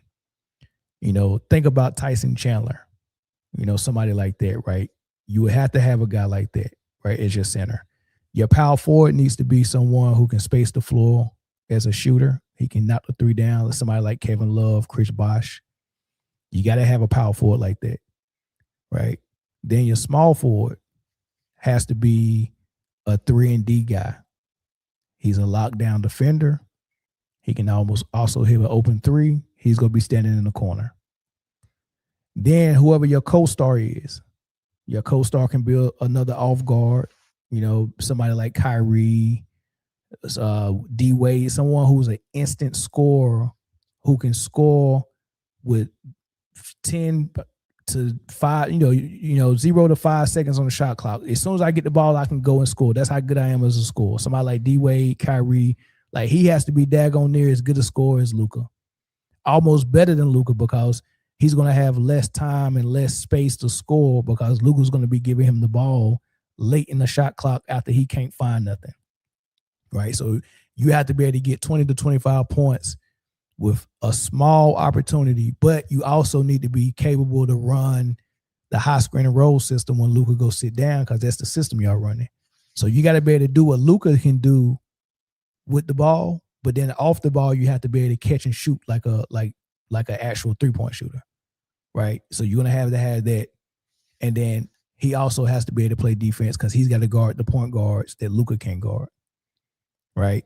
And then you're going to have a 3-point specialist as a 6-man coming off the bench. You need all of that to make that work. So these are the names that'll make that work for Luka. This is what Luka needs to win a championship. he's got to get Evan Mobley from Cleveland. That's it. That's his center. Right. He needs Evan Mobley.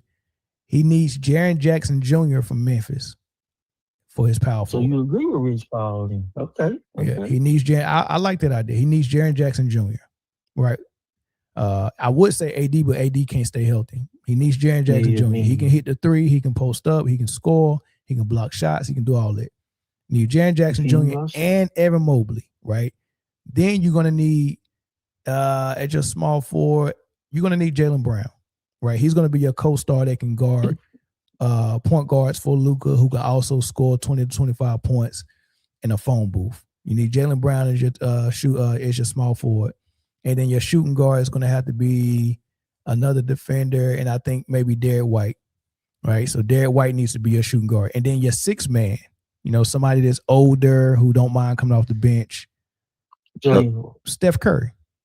So this man, in order to get that horrible liability on defense and that horrible high screen and roll triple-double basketball offense to actually work, you need Steph Curry, Derek White, Jaylen Brown, Jaren Jackson Jr., and Evan Mobley to go with Luka Doncic. And then you might be able to win something.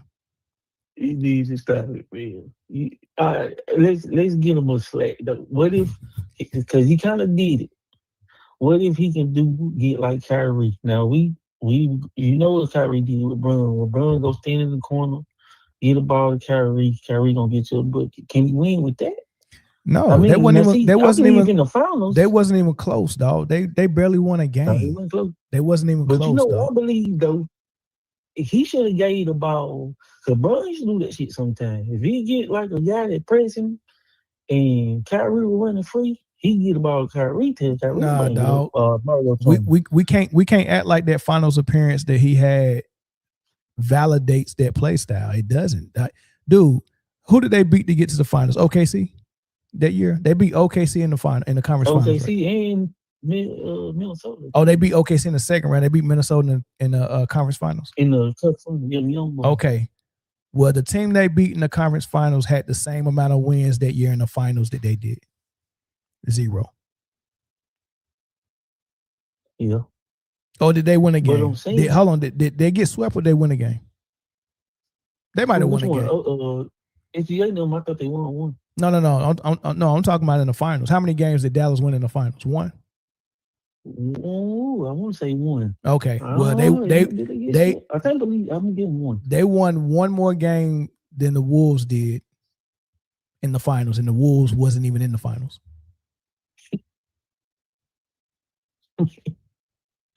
That's true. But did you see what they did though? What in my opinion, what changed the game? Yeah, I know what happened. Getting pressed full court is not good. The big baller coalition. He got the ball. Yes. The big baller coalition got on him. The BBCs. The BBC, Brown. Not the big baller coalition. Oh, big baller coalition. Yeah, they was pressing that man. He couldn't get nothing done. But why didn't he hand the ball to Kyrie and just go down the court instead of trying to keep bringing it up? I was wondering that when I was watching, like, bro, this is like a high school man that's going D1 holding a regular high school guy, bro. He couldn't get the ball. By the time he got the ball up, the whole shot clock was gone. And they still, like, man, get the ball to Kyrie, let him bring it up. Then you can go ISO or whatever. But that shit, man, I'm talking about. So, but can Luka play with a point guard? He might need a point guard. Luka ain't no point guard. Luka needs to watch Paul Pierce tapes and switch his game to whatever Paul Pierce was doing. Luka is a 6'8", 230-pound small forward. Get that man off the point guard position, man. The only reason why he's playing point guard is because he wants those assist stats. There's absolutely no reason for Luka to play point guard. Absolutely none. Absolutely none. You just saw the problem. You need to call LA.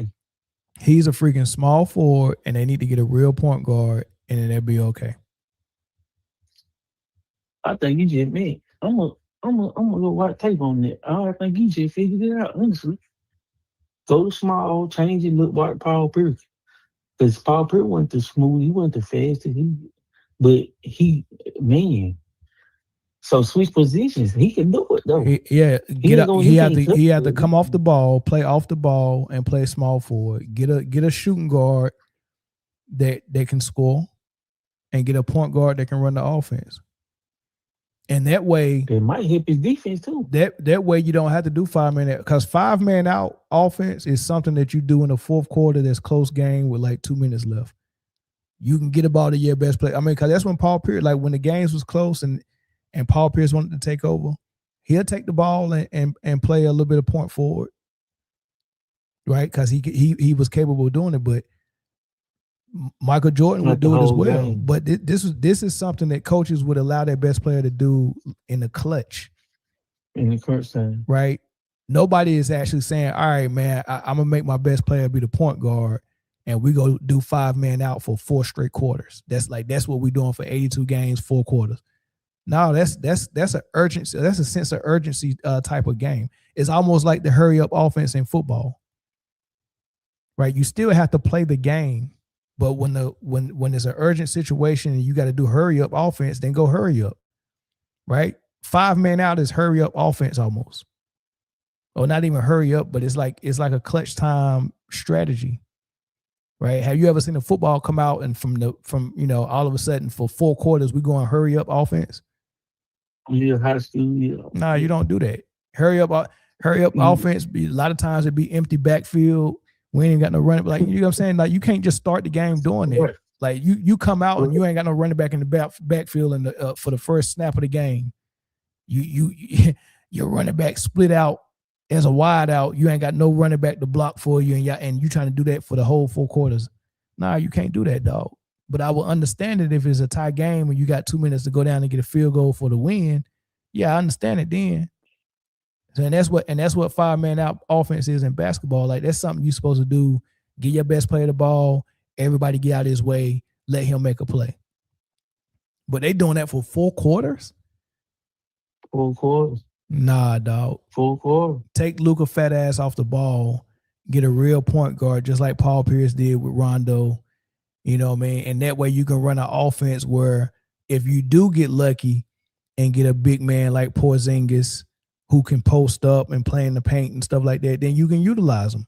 But when Porzingis was in Dallas, they couldn't even use him in the post. They had him in the quarter for threes, catch and shoot.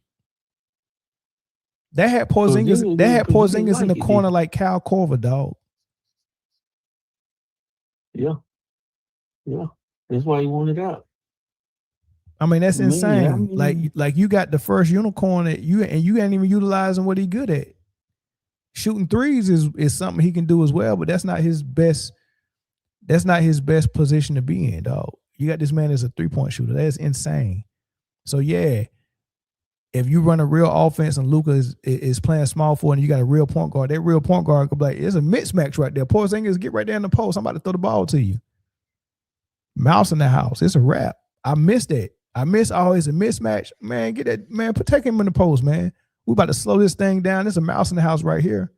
I still remember the story Vernon Maxwell told. He said he had faced Magic Johnson for the first time, and he had to guard him. And Magic Johnson was like, hey, man, throw the ball down here, man. Magic took him down in the post. Vernon Maxwell 6'4", Magic 6'9". Man, he said he took Maxwell in the post and hit him with that jump hook 4 times in a row. Maxwell said he felt helpless. He felt helpless. Now imagine now if Magic Johnson at 6'9" got the ball at the top of the key, Maxwell guarding him, and Magic Johnson trying to use a high screen and roll to get around Maxwell for a dribble drive, and that's all he's doing all game. Maxwell would be like, thank God I'm guarding somebody 6'9" and he's not taking me in the post. Yeah, that's a fact. I don't understand it either, man. I don't understand that shit. It's insane. I don't understand it when Bron did it, when Win did it. Man, I didn't understand that shit. Oh, I don't like. I mean, well, everybody do it now, but like, man, I don't get it.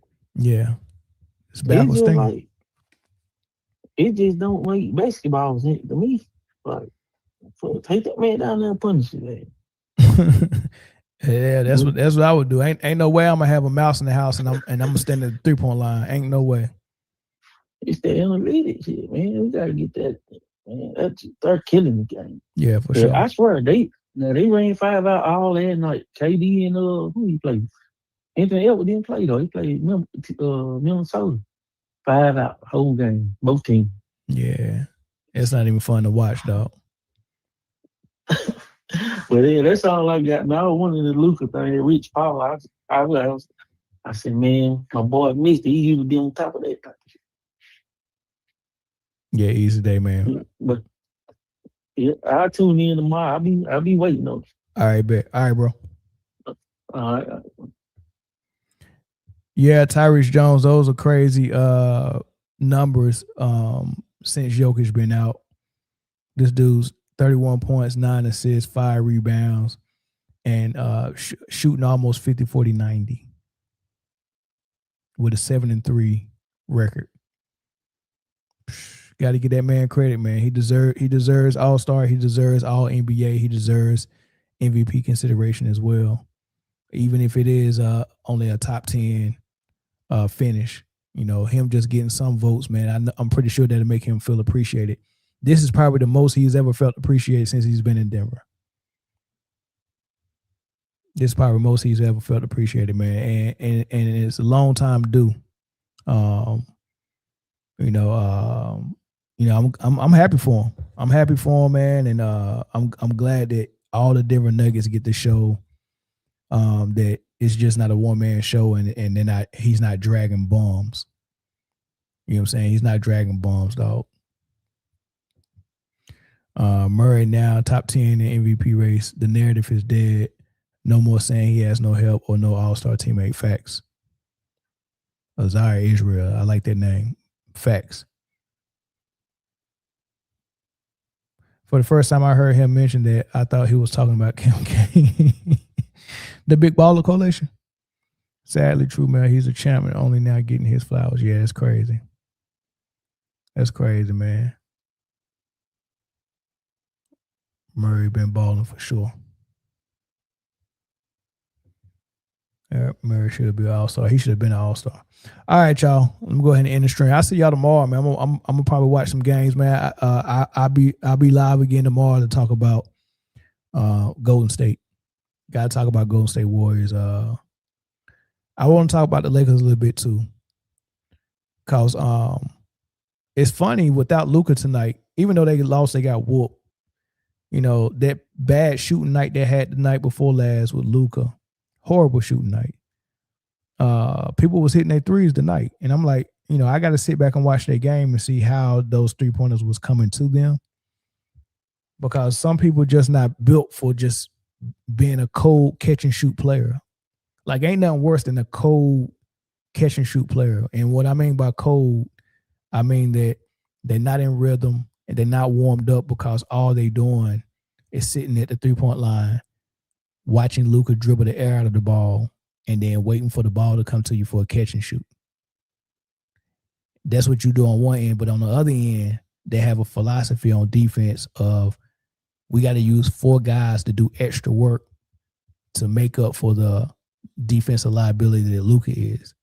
So you got these 4 guys running around trying to guard 5 guys because Luka is a hole in he's a hole in the ship. And it's taking on water. So you working so hard on defense so Luka can rest on defense. You got tired legs, and then you come on the offensive end, and not only is your legs tired, you're not even in rhythm because you ain't touched the ball and put it on the floor and did nothing. All you can do is catch, either pump fake, one dribble, pull up, or catch and pull up. That's all you can do. You ain't brought the ball up. You know what I'm saying? You ain't used no high screen roll, try to get to the cup. You ain't posted up. They ain't ran you off no double screen for a mid-range pull-up like Rip Hamilton. They ain't doing nothing. You just over there in the corner waiting for Luka to pass you the ball for a catch and shoot. And they want you to be hot.